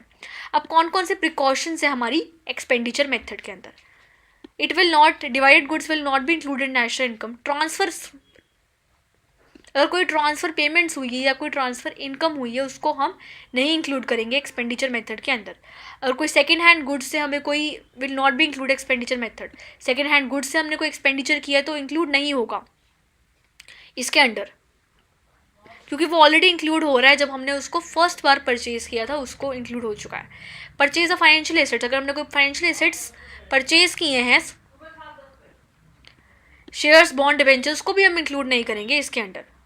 अगर हमने कोई current flow of goods and services में कोई फाइनेंशियल एसेट्स परचेज किए हैं उसको तभी भी हम इंक्लूड नहीं करेंगे इसके अंडर। तो ये आ जाएगा हमारी कुछ ना कुछ प्रिकॉशंस इसके। अब हम डिस्कस करेंगे नॉमिनल जीडीपी और रियल जीडीपी का मतलब। The method of GDP is classified as nominal GDP और real GDP. GDP at constant price, अगर हम जीडीपी को मेजर कर रहे हैं कांस्टेंट प्राइस के अंडर तो उसको हम कहेंगे रियल जीडीपी। अगर हम रियल जीडीपी